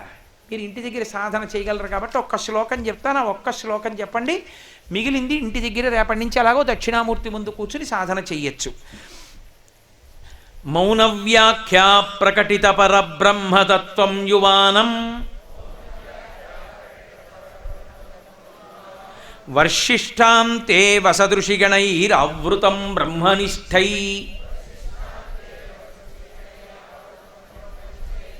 ఆచార్యేంద్రం కరకలిత చిన్ముద్రమానందరూపం స్వాత్మారామం ముదితవదనం దక్షిణామూర్తిమీడే. మంగళాశాసనపరైః మదాచార్య పురోగమైః సర్వైశ్చ పూర్వైరాచార్యైః సత్కృతాయాస్తు మంగళం. మంగళం కోసలేంద్రాయ మహనీయ గుణాత్మనే చక్రవర్తి తనూజాయ సర్వభౌమాయ మంగళం. ఉమాకాంతాయ కాంతాయ కామితార్థప్రదాయినే శ్రీగిరీశాయ దేవాయ మలినాథాయ మంగళం. సర్వం శ్రీ ఉమామహేశ్వర పరబ్రహ్మార్పణమస్తు. స్వస్తి. రేపు అధివాసాలు, ఎల్లుండి